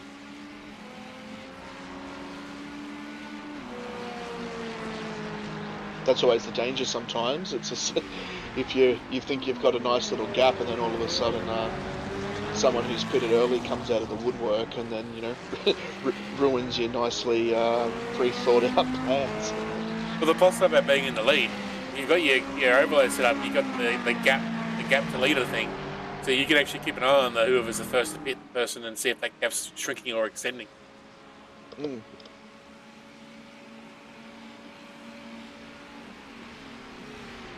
But down the inside, Jones gets by Worley.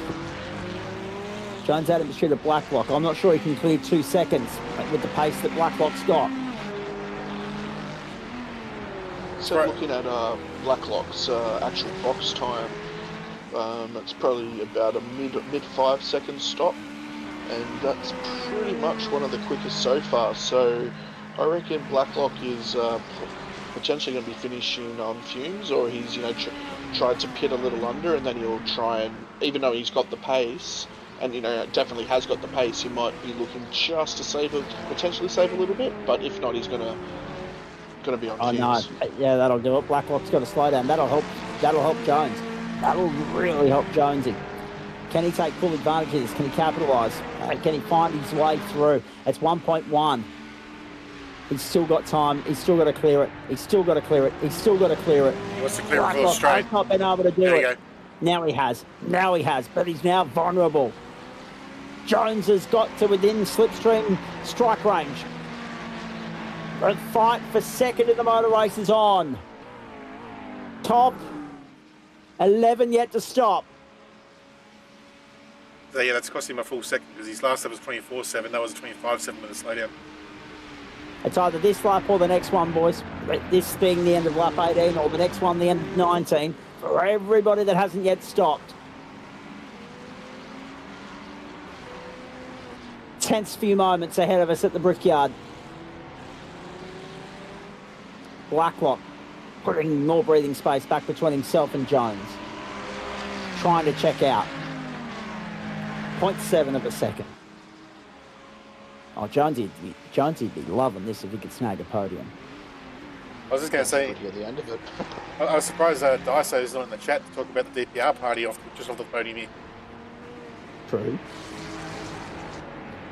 Asking you shall receive. I'm sure he won't be too far away. Nick Wood, Leo Dry and Vinny all in the pits, as well as Daniel and Jackson and Jeff. This will be 19. This will be the first critical lap, here we go. and the next lap will be the ones who saved a little bit of juice. So Wood, Dreyer, Newen, Cheney, Rich and Adams all take a piece of it that time through. So Mitchum, Cubis, Young, McVeigh and Wright all follow. Just get ready to see Blacklock's name just go ding, ding, ding, ding, ding, ding up the leaderboard. Yep, and it's already up to 6th. Nick Wood out. He's going to get gobbled up on the rejoin. By the hang on. Nick Wood! Oh, what about that for a power play? Nick Wood has managed to retain second in the motor race, but he's going to be vulnerable. He's going to have to work for it. The way that he did earlier with Jonesy, he wasn't able to see off that threat the first time. Can he do it the second? Blacklock's going to be kicking himself for getting that slowdown a few laps earlier there, because that's just cost him. The rest are in. Yeah, the top 4 are in, yep. Mitchum, Cubis, Young and Bay, all to pit road. Wright will be on pit road this time through as well, but he was half a second down the road before the end of the previous lap. Nick Wood did a very similar actual box stop time to Blacklock here, so he's, trying to cut it fine on fuel. 0.15 actually. He's only ahead by 0.15 Adam. That's you can't click your fingers that quickly. Well, Nick Wood, we know he's a good fuel saver, and he has now got the fastest stop by 0.15 of a second. Out goes Richard Mitchum. Out comes Bo Cubis. Cubis might be in this fight as well in a minute. So Mitchum's actual box time was mid-6 compared to a low 5 compared to Nick and Blacklock. So very close here. They're having a look. Keenan, Cubis and Worley. So you got to fight for second. You got to fight for 5th. Down the inside. Cubis to 5th. Keen will get him back. Then they'll go drag racing side by side. Keen opts to tuck back in. Job done by Bo Cubis for the moment at least. Keen to the outside. Worley to the outside. Keen to the inside. I thought Cubis might have taken a bit too much to the curb there, goes later, but he got away with it. He did. Richard Mitchum's clear by 5 point. Excuse me, boys. 5 point. I do apologise, folks. I've just literally hit the wall in the last hour. 5.4 the margin first to second here.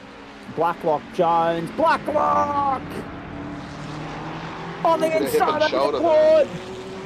Pick a lane, Jonesy. Find a dance partner. We're about to go racing down the main straight at the Indianapolis Motor Speedway to determine second, third and fourth of the car race. Blacklock gets through to second. Oh, Jonesy's... The comeback continues. Jonesy's picked behind Blacklock here. Dream run for Jonesy. Nick Wood is sitting dark. The Ferraris pounce on the McLaren to turn 1. Wood goes deep. Wood goes deep. And will hold it. He got it. Jones is in no man's land. He's all over the ripple strip and he somehow wrestles his way through. He's created a gap from nothing. He's opened up the door. It was left very slightly ajar by Nick Wood, and Jonesy's just found a way to keep poking it open. Brilliant. To 30 goes. Like, to quote the old Cool Run-Ins line, where the hell did this guy come from? Exactly. That's right. And more to the point, have a look at what it's done. Bo Cubis, Nick Wood are now together. Reese Keane, Philip Worley are right there nipping at the heels as well. So DPR will be looking to make moves late in the final 4 laps, Dave. Nick Wood, Bo Cubis, Reese Keane, Philip Worley, all there looking to pounce. But at the moment, Blacklock and Jones hold on to the final 2 spots on the podium. They've forgotten about they've just thrown in the towel, they've surrendered. They've forgotten about any idea or prospect or thought of trying to get out after Richard Mitchum, because that's where he is at the end of the main straight, ladies and gentlemen. 6.2 seconds to the good. So the champion is very much back in business in this series. Was nearly 100 points down coming into this round, but that was because he missed the opening round of the season. 3rd, 4th, 5th, 2nd, 4th, 11th and 1st the last few weeks. A big win at Le Mans. And now looking good to get his 2nd win of the season and get the campaign back on track.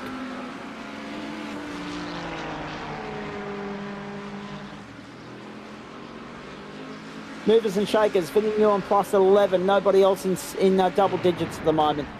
And John Wright showing us the only car a lap down so far, Dave.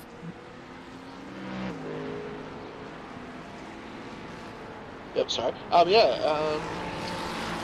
Just watching the Sam and Ryan kind of just, trying to break away, but obviously, Nick Wood's trying to stick onto the back of Ryan here because they're just breaking away from Bo, but because they obviously Ryan had that bit of pace before his pit stop, and we've seen that Sam from pitting very early has had pace throughout the race, so they might not not be able to catch that gap to Mitchum, but they'll definitely want to try and break that break away from the rest of that long queue behind them. Indeed.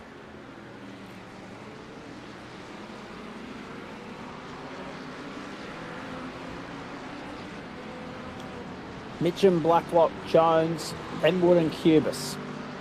Strong presence of Ferrari in the top 10. 5 of them. 2 McLarens, a Ford, a Bimmer and a Chev. 5 different manufacturers in the 10 right now. And 3 laps to go.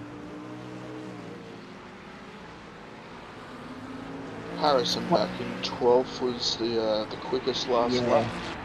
Now, what was that invoice? Was it 5 seconds, Dave? Yeah, it was 5 seconds. So at the moment, he's got 4.1 on Vinnie Nguyen. If he can stretch that out, he's not going to lose that position. He'll still get the invoice, but it won't impact his finishing result, which is still 12th. So again, it's been a disastrous second race for him, despite the fact that he won the first one. And funnily enough, 21st and 11th in Adelaide. So this is the second round in which the sprint feature has been a bit of an Achilles heel for him. But he's going okay. I'll get back to the point that we need to make in a moment, but it's interesting, right? When you look at where things sit, it's glass half empty, glass half full. It's not too bad that Harry Den Brinker has been able to salvage something out of it. Could have been a lot worse. And he's still got 3 rounds to go, and it's not as though he's showing any DNFs on this leaderboard at the moment. So, yep, definitely an element of his racecraft that he's got to work on the sprint feature, but it could be a lot worse than it currently is. Mitchum, Blacklock, Jones, Wood, Cubis. Mitchum, the fastest lap of the race, 124.403. Dave, they're not catching him. White flag flies next time by the line. No, he's definitely put the afterburners on. Yeah, to come out with fastest lap of the race with, what was it, coming up to 2 to go. Or, yeah, I think he's just effectively been toying with them, or he's realised that he's got enough fuel to, even though he's got that 6-7 second gap, he realised he's got enough fuel, and he's just gone, yep, let's just go. So I think we know the results and who's won the feature in the gold split, Dave. That's Jordan Pianazzola in the comment thread. Okay, we're right there in the end of this from the Audi. Exactly. Oh, brilliant. I love it. Down the outside. That's Jones on. Blacklock to 1. Have a look at this. DPR and Logitech Orbit drop their Motorsport. Arguing over second and third on the motor race. Oh, my goodness. And these two teams, they have history. So it'll be a spirited contest, and they will leave nothing on the table here. Nick Wood just needs to sit back and wait for this to implode. Jones to the outside. Big send. And Blacklock makes that corner as wide as he has to, at least the exit thereof. Watch him defend as they get to the stadium section. Big send from Jones. Nearly tripped them both up. He'll get the run on the exit. He'll go up alongside Blacklock. Big send from Jones. He wasn't legal.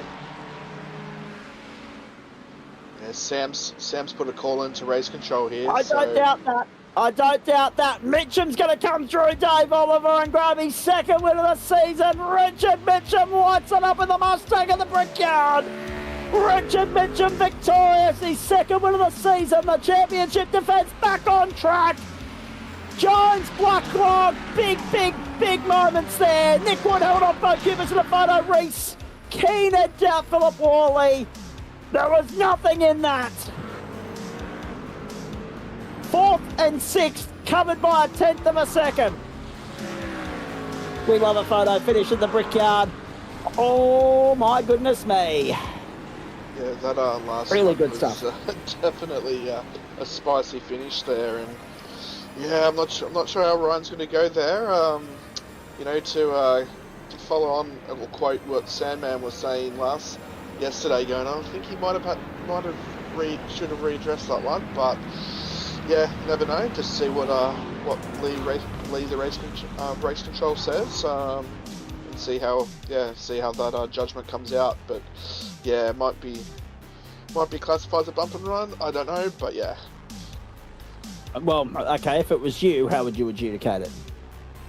Yeah, it's a bit of a bump and run, I reckon. It did kind of cause Sam to kind of, I reckon, get a little bit squirrely there, but well, yeah, I know it was a tough race. It was nice, close racing, but it was like, yeah. Well, he's here, and we'll hear from him about it in just a moment. In the meantime, Richard Mitchum, 8 seconds to the good in the end. Jesus, that is dominant. Mitchum, Jones, Blacklock, Wood, Cubis, Keane, Worley, Young, McVeigh and Snadden. Most positions gained in the end went to Vinnie Newen in 13th, just ahead of him, Harrison Denbrinker and Leo Dreyer, as I said. It's not his worst sprint round of the season, but it is proving to be a bit of a weak spot for him. Hopefully it won't have too much of an impact on his overall championship position. The championship leader finishing 12th and with a 5-second invoice, but as you can see there on your screen, he cleared that to the tune of 0.8 of a second. Did well to hold on over Newen, Whiting, Close, Miles, Page, Rich, Dawson and Cheney. Now, there you go. Have a look at this. Pianazzola, Kirby, Piper, Wood, then Chris Miller, the top 5. Good recovery, Paul Wood. Good recovery, Daniel Piper. And good recovery also after the lick the stamp and send it moment that sent our good mate Jordan Pianazzola for a little bit of a wild ride through the latter stages of the sprint race that we were broadcasting for you from the Gold Split as well. Nice hustle from David Kirby. Actually, can we just go back there, Adam, to the previous screen and just have a look at that Gold Split 6th through 10th? Richard King, Travis Azzopardi, Rodney Golan, good recovery. Nathan Michael and Jacob Miller. All right, mate, let's go. Over to the Silver Split. There they are. Alan McDonald getting pole position, Thorn Weggett and Jordan Dakin. Jacob McIntyre, Todd Suter, Joel Hansen and Lachlan Shinkfield, Neil De Bruin, John Akers and Eduardo Zamora. McDonald, like what we've seen across the board for much of the night, converted pole into victory. Very nicely done. Thorn Weggett, Jacob McIntyre, Neil De Bruin, Jordan Dakin, Liam Amos, Jonathan Akers, Scott Smith, Joshua Graveling. There was a bit of gravelling going on tonight, but it was more so cars spearing through it than anything else. And Joel and Hansen there in 10th place. That was Heat 1 feature. Joel and Hansen, very nicely done. Getting the better of Alan McDonald, who edged out Jordan Dakin. That was 1, 2 and 3. Actually, Joel and Hansen smashed him. Have a look at the margin. 16 seconds if you don't mind. We'll get in for 4th. Well done. Scott Smith, John Akers, Lachlan Shinkfield, Stephen Gallacher, Eduardo Zamora and Warren Ibert. Very nicely done. He's done a Chapo invert. He has.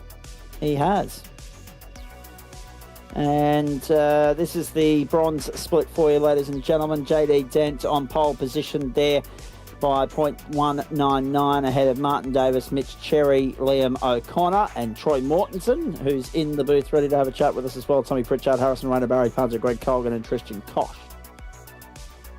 Race 1 saw JD Dent convert from Martin Davis, Mitchell Cherry, I should say. He'll be happy, Martin Davis. He'll be happy to have turned things around after the disappointment of the wins and slicks component of the evening. Liam O'Connor, Harrison Rayner, Troy Mortensen, Tom Pritchard, Tristan Koch, Greg Colgan and Kevin Wakefield, the top 10. The feature, Harrison Rayner, nicely done. 4 seconds to the good on Martin Davis. Troy Mortensen grabbed the podium. Barry Punter, Tristan Koch, Tim Watson, Liam O'Connor, Mitch Cherry. And then you go back to Jason Letherby and Colin Bennett, the top 10 there. Right, drop rounds do come into the equation at the end of the night, but I've got about 20 minutes to put a full stop on this, folks, because we're out at 10:15 tonight for our good mate Adam Lavis to get ready for work tomorrow morning at Sparrows, and rather him than me in every sense of the word, by the way, when the alarm goes off at stupid o'clock in the morning. So, with that in mind, Pianazzola I'm getting to you very shortly. Kirby I'm getting to you very shortly. Troy Mortensen I'm coming to you very shortly. I want to start with Sam Blacklock. I wasn't surprised to see things get a little bit spirited there on the final lap. Your take on it, please? Yeah, I'm still shaking. Don't know why I was so nervous, but yeah, that was a fight to the death, and yeah, I was just trying to hold on as best I could. I think I just really took the tyres off the car early in the race after that first pit stop.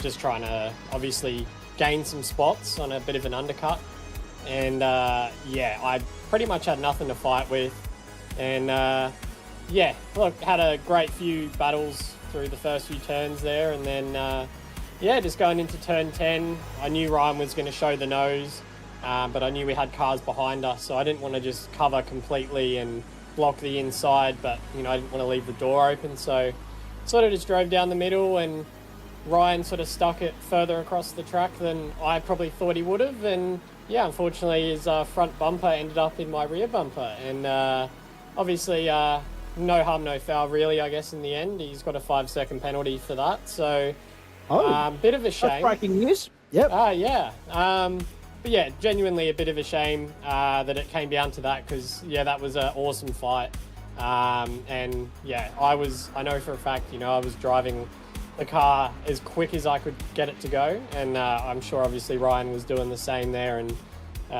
yeah, it's nice to have a solid round in here for once. All right, I'm just going to, we've had Alan McDonald, we've had Joel and Hanson, Jordan Dakin all arrive on site here, so I'm going to rip through these as quickly as possible, boys, because we've got only about a 20-minute window here. Sammy, I want to focus on you, though, because this is not the first time. There's something in the water between, and let's be honest, right? It's part of the game, and we're not talking exclusively about you teams across the board. I mean, there's various different team rivalries right across the sim racing landscape, right? But there's something particularly on these platforms about Logitech, Orbit, Drop Bear Motorsport, and DPR this season, this year, I mean. Yeah, look, I'll be honest, I think that's mostly Tyson Broad and DPR. But no, look, it's been good. You know, like they've obviously stepped up a lot of their GT stuff, you know, since I was last in this series, and you know, they're super competitive, especially the last few weeks. They've just been, you know, all around that sort of top 5, especially top 10. So yeah, it's been good to see, and obviously they're in the Corvette, some of them. So you know, a car that sort of I was told no, don't ever drive it, and they're making it work. So good on them. But yeah, speaking of team stuff, did you see the new addition to our team today?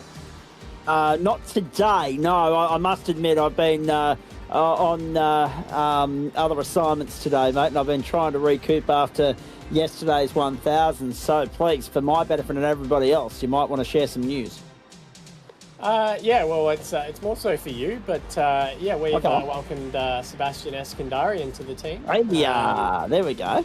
And yeah, so looking forward to sort of developing him, and obviously he's got his real world side of things as well. So yeah, really looking forward to seeing how he grows within the team, and I guess what results and special events and stuff like that we can achieve with him. Right now, that's important that you mentioned that, because well done firstly on that recruitment, because he's a fine young talent with the world at his feet, right? Obviously, as you hone his craft in the sim racing world, you've also got to balance that with juggling his real world schedule, which is going to take him away from the rig for, you know, weeks at a time when he's going between here and the other side of the world. And if you've been watching our coverage over on SimSpeed of the Porsche Pro Invitational, you'll have seen him throughout the course of the season for Team Max Boost. So another mid-year team change to make note of there. That's awesome for you guys, continuing the growth of the Logitech Orbit Drop Bear Motorsport stable. Just one quick one with regards to, again, press for time, otherwise I'd love to stay and chat with you, mate, but just a quick one with regards to that second race. The reverse strategy, you made it work beautifully. Yeah, I think the first time I've ever made that work, to be honest. It's not normally a thing that works in GT racing, especially when the field is this competitive. I mean, all you got to do is look at our qualifying results, and I think P3 all the way back to maybe P7 or 8 was split by like a couple of hundredths, if that. So yeah, when you have like a whole group of cars all in a slipstream, you know, this track's very much a slipstream track, and my strategy was basically, I've got to try something different. I'm not, you know, able to pass these guys on track. I didn't think it was going to work at all. I thought we'd maybe gain a spot or two. But yeah, I just really sort of settled in with the car, and obviously I had Philip behind me as well, who caught up to me in the last race, and yeah, I was expecting him to catch me, but I think I just managed to find that little bit of extra time out of the car and was able to sort of pull a little bit of a gap. And yeah, it was very intriguing seeing all the cars that I was behind coming out of the pit exit as I was driving past. Definitely wasn't expected. But yeah, obviously a big shout out to everyone that sort of raced against tonight, and obviously a bit sad for Mr. Harrison. Yeah, we had a bit of a moment on the first lap there, and it's just yeah, I've had a look at it, and I've got a warning, which I definitely agree with, but yeah, there's a bit of weird contact there in the middle of the chicane, and yeah, unfortunately it's just pushed him right out wide, and he actually did a really, really good job to save that. So yeah, shame to see that happen, and I think he also had some further dramas later on. So not what I want to see, but look, he'll I'm sure bounce back for next round and be giving us all a hard time. All right, very nicely done. Now, Tyson may have already slid into the comments to give us the ammo for this next part. This is a two-part question. Firstly, thoughts on Suzuka. That's the next stop, the final 60-minute race of the season. But also, after you leave here, what's for dinner? I think the usual. Think a bit of mango chicken and some garlic bread. But yeah, I'm pretty keen for that. I was keen for that on the grid. Yes. Thoughts on Suzuka? Hate it. Oh, okay. Right. Well, question asked, question answered. Very nicely done. It's very simple when they say that, ladies and gentlemen. We don't have time to elaborate on that, but we'll find out next Monday night, I'm sure, whether you manage to thrive despite hating it or sink through hating it. One or the other. We'll find out together. Look forward to seeing you on the grid next week, mate. Been a big few days for the team. Who would you like to thank? Obviously, big shout out to I guess everyone in the team. I had a few watching the race in Discord tonight, so big shout out to those boys. Obviously, Mr. Daniel Cheney for joining me in the server, and yeah, just a big shout out to Logitech G, iLiveries, and Revolution Race Gear, and yeah. I think that's it. I'd also just like to give a bit of a shout out. I've noticed one of my ex co-workers is in here, so hello, David. Yeah. Hello, Sam. Good to see you, mate. Oh, there we go. Very nicely done. Hey, terrific to catch up with you, mate. Thanks for stopping on by. As I said, we've got a step lively here, so we appreciate that. Go well. We'll see you later in the week. See you, Zach. Thank you. I've just received some intel here that I need to have a look at. This is from a fellow member of the broadcast crew, ladies and gentlemen. He may or may not turn up on Thursday night to bring you the Porsche Cup, and Wednesday night for the supercars and also the BMW M2s. What a bleeping bleep night. First one F, second one S. And Miller Motorsport, can you guys please send my invoice to my assistant? So Miller's copied an invoice from the first race, I think, with a view to the penalty we're talking about, the incident he got caught up in, by the sounds of that.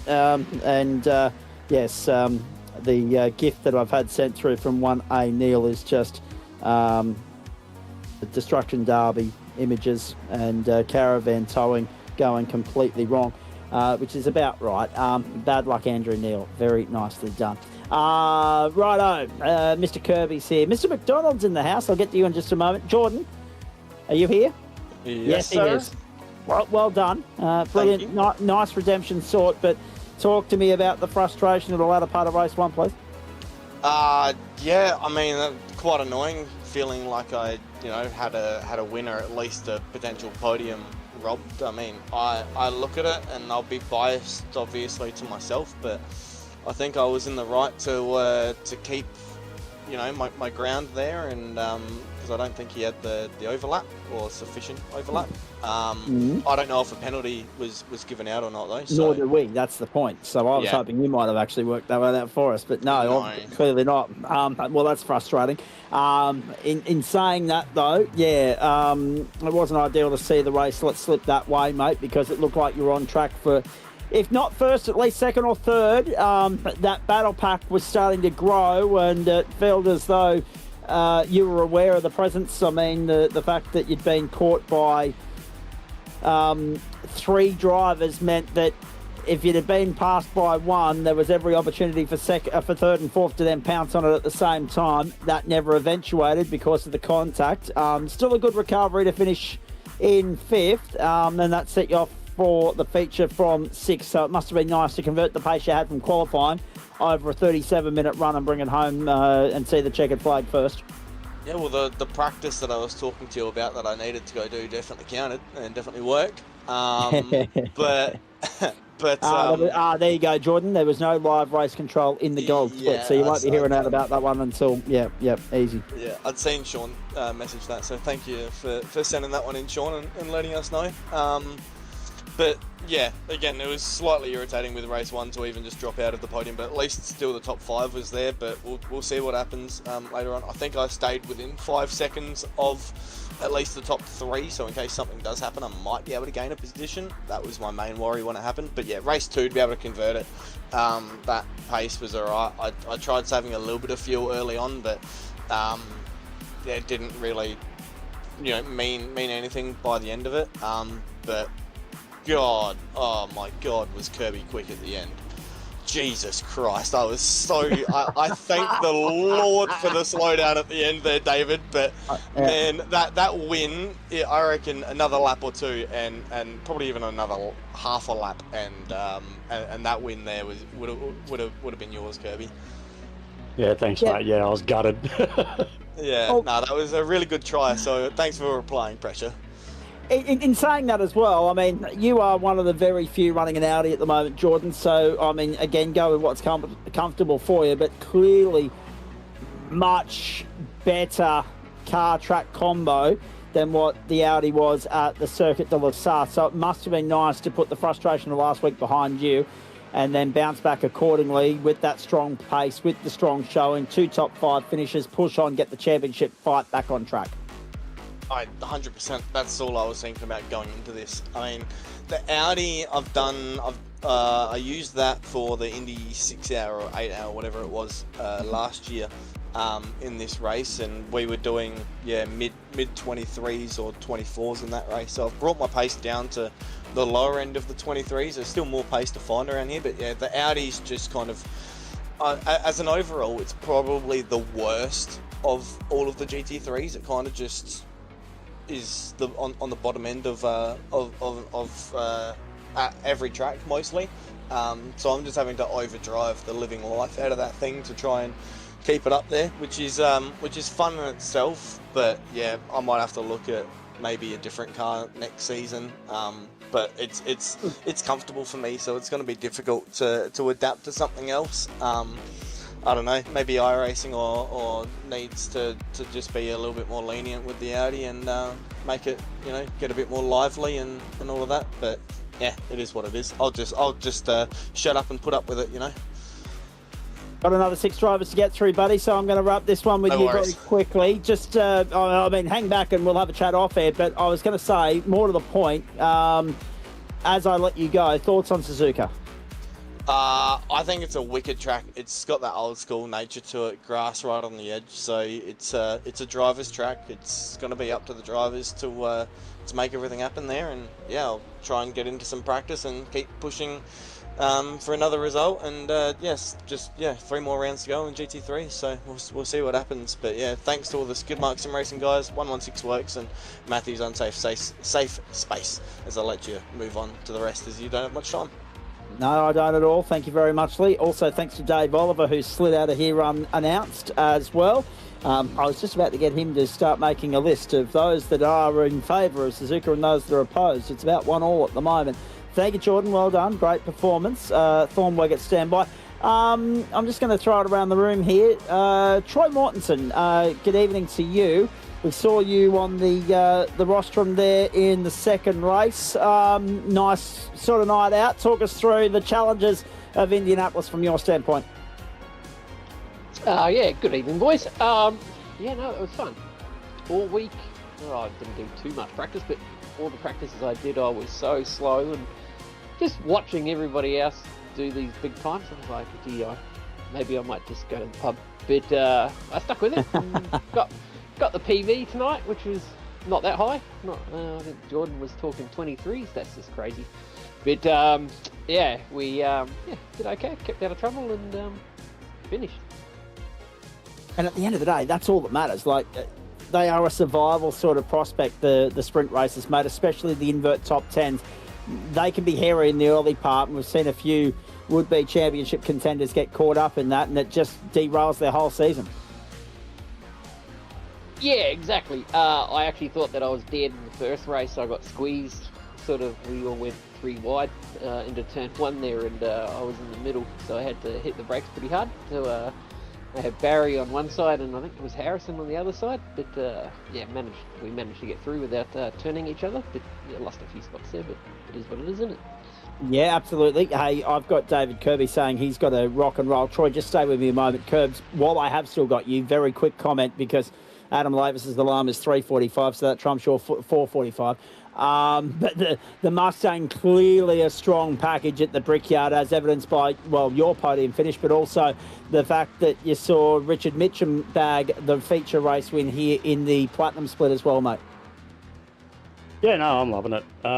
Yeah, first race was good. I could see Jordan was having maybe a few issues there at the towards the end. He looks like he slowed up in race 1. Well, he got turned around. That's what happened. He lost 4 spots. No, before the turnaround. Okay. There. Yeah, he was sort of losing a little bit of pace, so we were catching him pretty quick. It was unfortunate that he did get turned around, and then in the second race, yeah, I think I did the same as maybe what Sam did in the Platinum Split.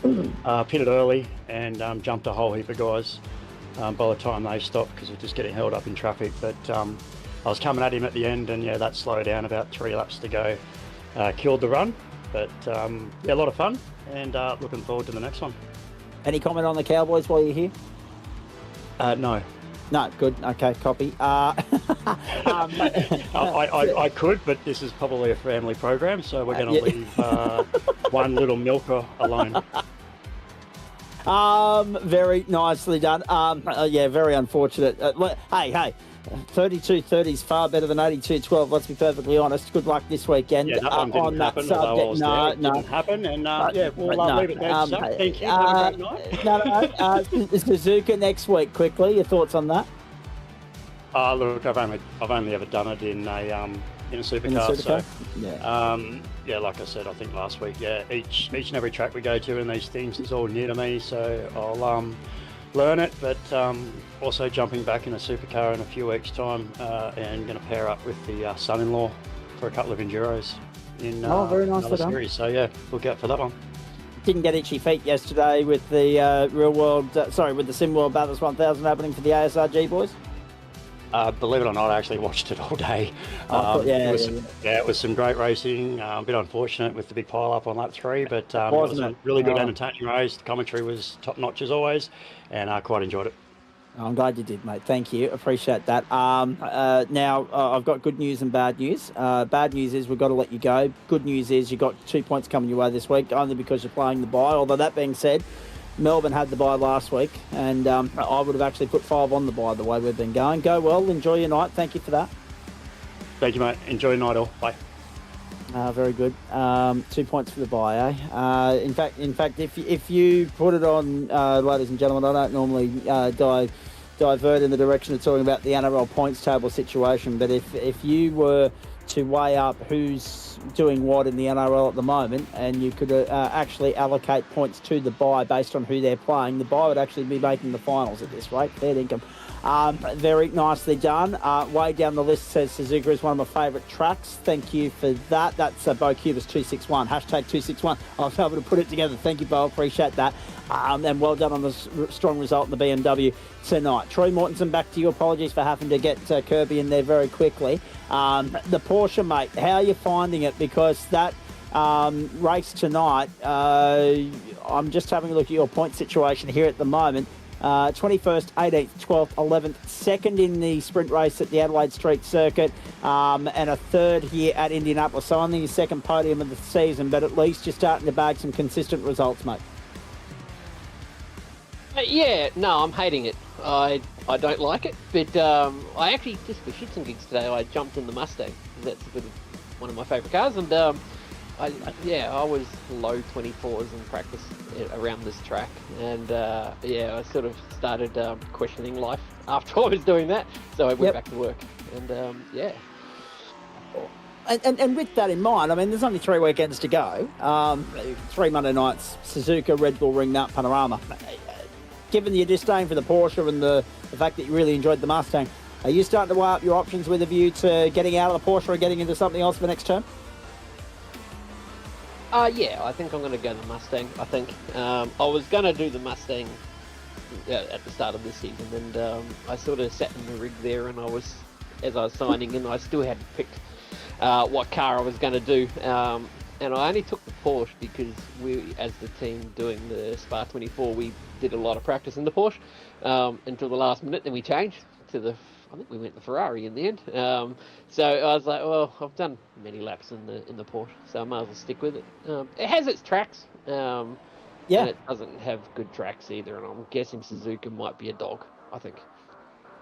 Okay, forget about the car. From a driver standpoint, are you someone that enjoys Suzuka? I do. I like it in the Mustang.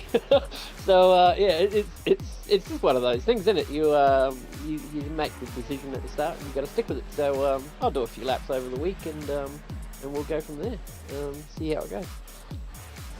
Here we are, ladies and gentlemen, deep into the 7th week of the GT3 season, and we're questioning life's choices with regards to manufacturer selections that were made in week 1. Excellent, it always happens. Troy, well done, mate. Great result. Keeps you firmly in contention as far as that championship fight is concerned there in GT3 Bronze. I think we get to catch up with you guys in a couple of weeks at the Red Bull Ring, so and see one of your races there. So thanks for stopping on by to have a chat with us, mate. Who would you like to thank? Just everybody there at GSRC putting this on. It's actually pretty good. I actually do look forward to knocking off work on a Monday afternoon and coming in and doing this. Colin also, he had a bit of a shocker tonight with a couple of bits and pieces there, but we're doing okay in the teams there, myself and Colin. And then Tommy Pritchard, he just got distracted. I don't know if he crashed or he tonight, but he's not a platinum driver, but we steal him for every now and again. And just a couple of the sponsors that I got, Macintosh and Son, OEM Off-Road Mechanicals up in Tom Price, Fingaring Ag Solution, and Waveline Tyres and Hayden, who I forgot to mention a couple of weeks ago on the broadcast. And just all the boys at Platinum that put up with me. Nothing wrong with that. Nothing wrong with that at all. Thanks for stopping on by, mate. We do appreciate it. Ryan Jones, can I do my post-race chat from itty bitty contact shot to be so quick just here for the good times. Hey Jonesy, we weren't surprised at all. You're buying into that hobbo way of life where you're just underselling yourself and then going out there and proving that you've actually got that versatility edge that we were talking about, being able to jump behind the wheel of anything and being so quick. So well done to you. And well done to you too, Troy. We wish you all the best with the rest of the season, mate. Thanks for that. Cheers, mate. And am I right in saying, if I've done my research and my homework correctly, that all 4 remaining drivers in the booth are from the same split? Are all 4 of you blokes from Silver? What do you mean? Well, you are. Yeah, I definitely am. Alan is. Jordan is. Oh, and look out, Joel is as well. So, I knew there was a method to the madness, going around the room, ticking off bronze, gold and platinum, and now we can focus on silver. But we don't mind silver, particularly the shrapnel variety. Just more of it would be good. Hey, talk to me about the challenges of the night that was, boys. I mean, we are pressed for time here, so I'll wrap this up very, very quickly. But well done to you, Alan. Solid performance there with a first and a second for the night. Hey, Thorne, you'd have to be pinching yourself, a second and a fourth. You've got to be delighted with that. It's a far cry from the Formula V sort of form we see. I mean form in general, man, not just Formula V. I think that's my highlight most of the time. No, it was a really good race. The team helped out immensely, locking out 1-2 in the first one and then the top 4 in the second one. It was just overall, it was just great racing today on a track that I hate. So maybe I just need to hate all of them, and then I'll do all right. Well, I was going to say Andrew Neil hates it as well. There's some good drivers within this club, and there's some good personalities within this club that we're looking forward to seeing the back of Indianapolis. But again, make the best of a bad situation. You might not like the circuit, but if the car and all the circumstances line up for you, take full advantage of it while you can.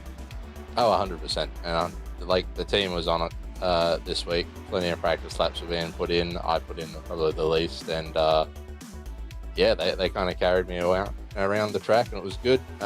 Props to Alan for his first ever win in the GSRC. That's pretty damn cool. I got a good view of that from the rear of that first race. So good props to him and the whole team in general. Absolutely. I'd love to stay and chat with you blokes a little bit longer, but as I know, and you know, we are pressed for time here. So just bear with me, Thorne. I'm going to get one final thought from you in a moment. Let me bounce around the room. Alan, first and second, first for the round, mate, ticking all the boxes tonight, a solid showing. And when we look at the results board, it's been a while coming because you'd had a couple of seconds prior to this result tonight. Third, second place finish of the season in the feature race, but finally getting the monkey off the back and climbing to the top step of the summit, mate. Yeah, definitely. Really enjoyed it. It's a good buzz to finally get there. Indeed it would be. And when we have a look at the overall picture at the moment, I mean, important with a view to the championship as well, mate. The last at the sprint rounds was a bit of an Achilles heel for you. You also struggled in the first race in Adelaide. So to actually get that monkey off the back as well, kill 2 birds with 1 stone. Hopefully this gives you some sort of momentum to run with going forward for the final 3 rounds. Yeah, well, that's what I'm trying for. I keep saying I'm consistently inconsistent, and WRM seems to be ironing that out for me. So onwards and upwards, hopefully. More laps, more practice, and a few good guys in my ear trying to calm me down during the race. So it's all helping. I was going to say there's a few people around trying to calm me down at the moment, but they're not doing so successfully. That's with a view to real-world events, ladies and gentlemen, not so much SimWorld stuff. SimWorld's going swimmingly at the moment. The real world imploding. The point that we should make is that we've also got this is fun, isn't it? We've got Jordan Dakin and we've got Jolan Hansen. So we've got the 2 J's in here at the moment. Jolan, to you, a 10th and a first, mate. So obviously, congrats on that, because there's a lot to be said about the advantages that come with the invert pole position. Maybe not necessarily ideal that you're finishing 10th in the first place, but the fact that you're able to go and maximise the benefit that comes from being catapulted up to the invert pole position, mate. It often presents an opportunity for you guys to go out there and try and take full advantage of it, and you did just that tonight. Well done. Yeah, appreciate it. It was a tricky first part in the first race. I just went a bit tight into T1 and someone clipped my rear and spun me around, but I think I sort of had red glowing in my eyes when I came out 15th, knowing that 10th position was going to be reverse pole.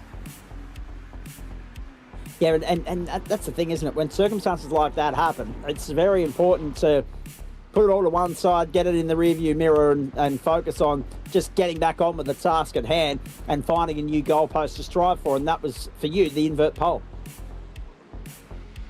Yeah, definitely. And then once race 2 started, I've probably over-prepared this week. I think Garage 61 clicked over 1,000 laps this week of Indy, and then it was just a smooth, calm and collected run to the end.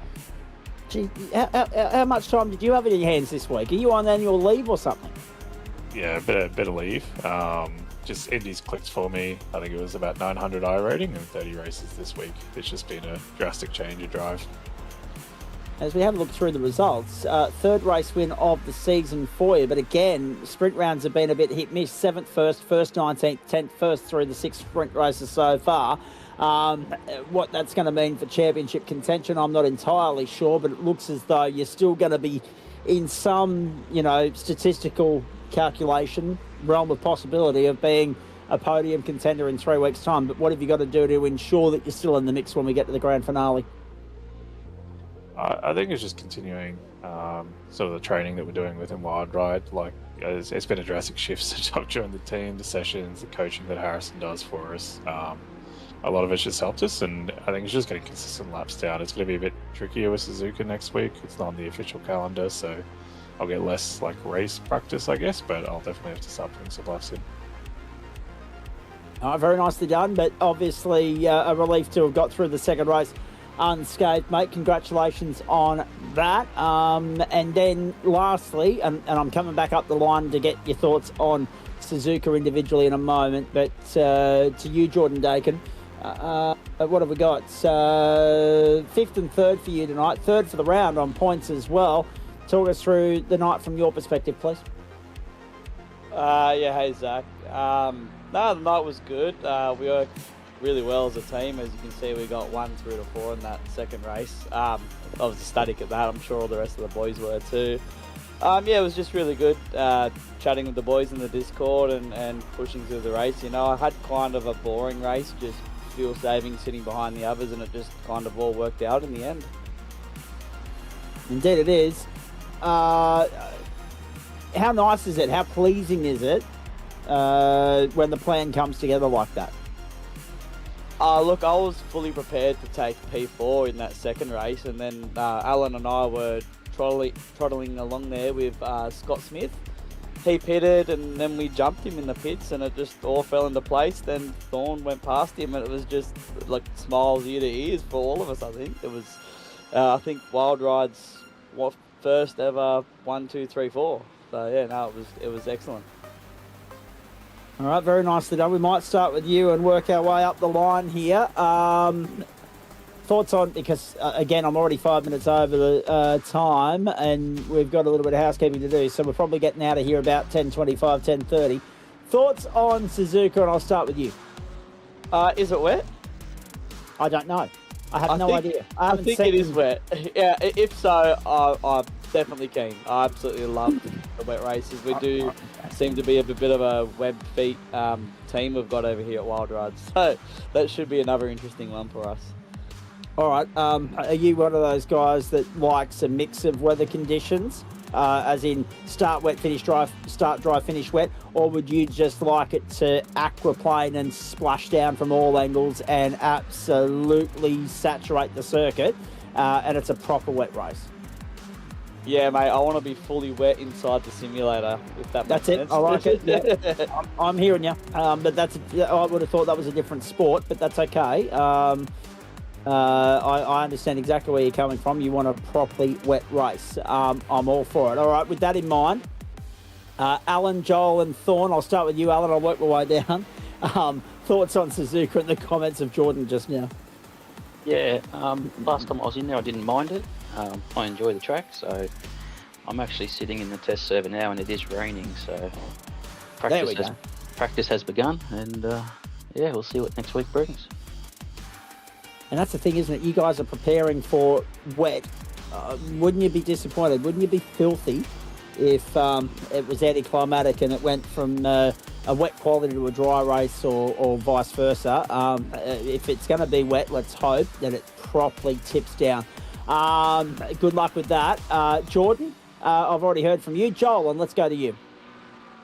Yeah, I'm keen for it. This week of Indies was meant to be 20-30% rain in officials, and I've been chasing that wet session all week, so I know when iRacing says 30%, it's probably more like a 3%, but I'm hoping for rain.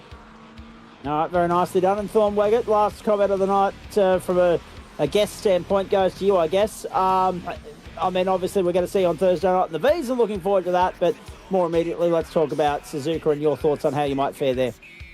I love the track in a Formula car. I haven't raced it a lot in a sports car, so we'll see how we go. But when you have tipsy-turvy conditions, it can really bring out the best or bring out the worst in you. So it's just a matter of keeping it clean for me and getting to the finish line of these. I think it's a regular round as well, so those points will be a little bit more impactful in the championship as well.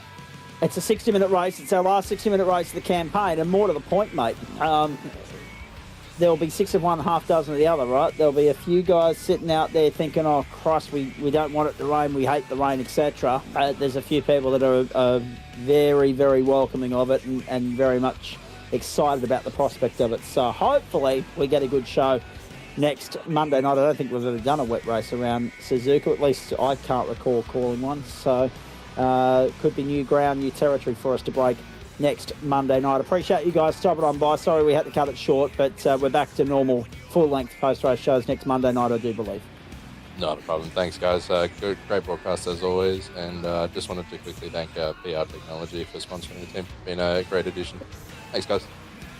I like how he's saying that blind, that it's a great broadcast as always. He's been too busy driving. I don't know if he's had a chance to properly watch it yet. I've got you in my ear, mate. I appreciate the voting confidence, though. Go well, buddy. Thank you. And Alan, well done again, mate. Thanks, guys. First time, long time listener, first time caller. So yeah, yes, I'll get back here one day. In a couple of weeks, if the form we're seeing from you at the moment is anything to go by, because we'll have a night, a post-race show in week 10 where we get a chance to crown our champions and have a chat to them accordingly. So, by the way things are looking at the moment, you're right on track for that, mate. Go well. Thanks, guys. Have a good night. Have a good night indeed. The eyes are a bit heavy, Adam. It's been a big night, been a big week. But some interesting racing tonight. I'm just glad Indianapolis was tame in comparison to Jerez. I'm not sure we've recovered from that one yet. That was chaotic. You know, the Formula Renault has definitely put on some action. I think as I said during the call, that combination of cold tyre, hot track, plenty of marbles, and red mist obviously threw some spanners in the works for a few of the guys, but the cream still rose to the top, and we got some good racing there for a while there. So, and then also tonight in both races of the GT3s, some good hard fight for close racing. So. Always good entertainment for us all to watch. Indeed, it is. I hope you enjoyed the Logies last night, ladies and gentlemen, on the back of Bathurst yesterday. It's been a big weekend. That's why I'm so tired. I stayed up well later than I should have last night watching the Logies. Sam Payne Gold Logie, brilliant. Andrew Denton, Hall of Fame, also brilliant. And, of course, the Sports Awards being picked up by Jelena Dockage and the Australian Open, respectively. So I think I've covered off just about everything that mattered in regards to all of that. Hope you enjoyed our coverage tonight. Remember, we'll on Wednesday night, we'll update you on the championship standings. Adam's still working away at those at the moment. We'll update you on the GT3 championship standings on Wednesday night Motorsport. You've already seen the updated points for Formula Renault 3.5. Our thanks to Disruptive Labs, Waste Options, Trophy AI, merch.tgsrci.com and Flash Graphics. For our ongoing support of the platforms of the Gentleman Sim Racing Club, merch.tgsrci.com. Remember, that's where you go for all your GSRC merch and paraphernalia. There it is on your screen, and the wide range on the left-hand side of what you can get your hands on. With the GSRC logo splashed all over it, the bucket hat, the stubby cooler, the bottle opener, the shirts, the singlets, the jumpers. Brilliant, brilliant, brilliant. Make sure you support the club if you're enjoying the product that we're delivering 4 nights a week at the moment. Geez, we're busy in 2026. Race.tgsrci.com is where you go if you want to sign up and become a member of the club, a paid member of the club. Pay your racing fees, grab your sim rig, get in there, get out on the circuit, get in amongst it, in the thick of the action, join in the fun of the fair. The more the merrier. You're all welcome. It's great to see that this thing is just thriving so beautifully 6.5 years down the track. 26th season of the platforms of the Gentleman Sim Racing Club, and we are underway for the 4th last week of that term, and there's so much more still to come your way, and it looks like this. Tuesday night, Committee's Choice. That one is coming your way with the ARCA cars from the Daytona International Speedway. The server opens at 7 p.m. The racing closer to 8 o'clock. 2 30-minute races there. Sprint racing, ARCA style, on a Tuesday night. Good luck to everybody contesting that. Wednesday night, now, after a while of being away with Porsche Pro commitments and going to see Jim Jeffries in concert and so many other things, we're back on Wednesday Night Motorsport. Jordan Pianazola will be here. Harry Dan Brinker might be here as well. I'll be here. Andrew Neal will be here. Excuse me. And it is one of our old favourites in Lime Rock Park that takes centre stage for the BMW M Sport Cup. They're in action from 7:30 Eastern Standard Time. It's a 40-minute race there. It's also a 40-minute race with a great degree of interest attached to it when we go to the Coronado Naval Base in San Diego, the Qualcomm Circuit hosting the Trophy AI Supercar Series for the first time, and that is from 8:45 Eastern Standard Time. Thursday night, Virginia International Raceway, the North Course there for Disruptive Labs Formula V, 3 sprint races, 7:30. Cannot wait for that. The GSRC Porsche Cup, the second of a 3-week sprint feast for you. A swing of sprint racing format rather than, a bit of change and variety. It's all the same down the line, weeks 6, 7 and 8, with sprint racing the order of the day. And that takes us to the Interlagos Circuit in Brazil this Thursday night from 8:45 Eastern Standard Time. Friday night, lock it in. Joe and I here from 7:30 for you, taking you all the way through till about 11 o'clock. We're off to the Elkhart Lake in Wisconsin region of the United States to the famed Road America for both the Disruptive Labs. Yes, that's right, Adam. We're 7 from 7. We're just locking it in from the outset here. We hope it will be broadcast, but if it's not, obviously we'll bring you the results. But yes, GSRC GT1 Civil War first up. Second up, it'll be the Disruptive Labs Road to Indy Series from the same circuit, Road America. Good racing last week in Canada. Hopefully it'll be the same this week in Wisconsin. Wisconsin, of course. Now, Mountain Men Saturday night. We spin the wheel Friday night to determine the car of choice. Last week it was the Lotus 79. What will it be this week? You'll find out during Friday night's broadcast.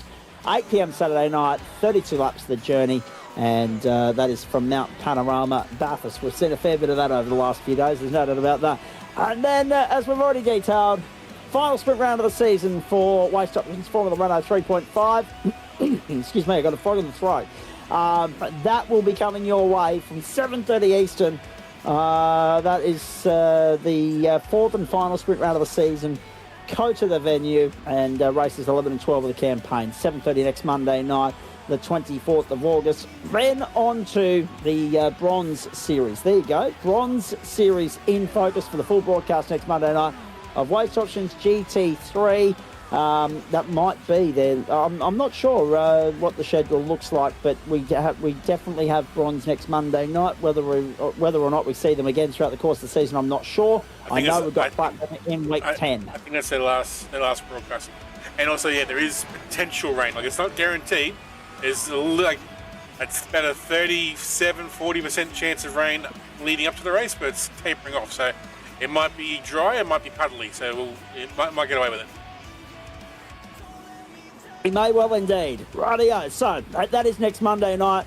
2 famed Grand Prix circuits. The home of the United States Grand Prix for Formula Renault 3.5. The home of the Japanese Grand Prix for Waste Options GT3. As I said, bronze split in focus, but we'll have the results from the other 3 splits at the end of the broadcast. Points update from this series on Wednesday Night Motorsport. Looking forward to being back in the booth there. Main course next Monday night. 8:30 Eastern. Hope you can join us for that. And a lot to look forward to on the platforms of the Gentleman Sim Racing Club. Yes, Adam. So over the final 3 rounds, we're basically just working our way up the GT3 split. So we got bronze split next week. Then the week after, it's a sprint round with silver and gold. And then the finales in finales part. So we're just working our way up the total pile. Okay, so a feature race from gold in a couple of weeks. That'll be good. Absolute beauty. All right, very nicely done. We're done. We're getting out of here. Well done to Bangladesh as well. I forgot to mention that. Well done to Bangladesh over the course of the weekend. Phenomenal performance to get the job done over Australia in the top end. A reality check for the Australians. And, of course, the second test coming up there on Saturday. As I said from the top, we do it with thanks to Disruptive Live Waste Options, merch.tgsrci.com, Trophy AI and Flash Graphics. On behalf of Adam Lavis, Dave Oliver, the entire broadcast commentary and production team here, Zach Caban saying a very good evening to you. Enjoy the rest of your Monday night. Enjoy your Tuesday. Come back and join us Wednesday night for all the action from the M2s and the supercars. And if you're looking for something to keep you entertained for the balance of this evening, I'm not sure I can help you out because we're through that patch of the season where we've had the overnight sport keeping everybody on the edge of their seats. So with that in mind, go and get some sleep. I think we all need to catch up on some of that. There's been a lot going on in the last couple of weeks. We've been burning the candle at both ends, and it eventually, inevitably, catches up with you. On behalf of the crew here, we'll see you Wednesday. Until then, I'm Zach Caban. Bye for now.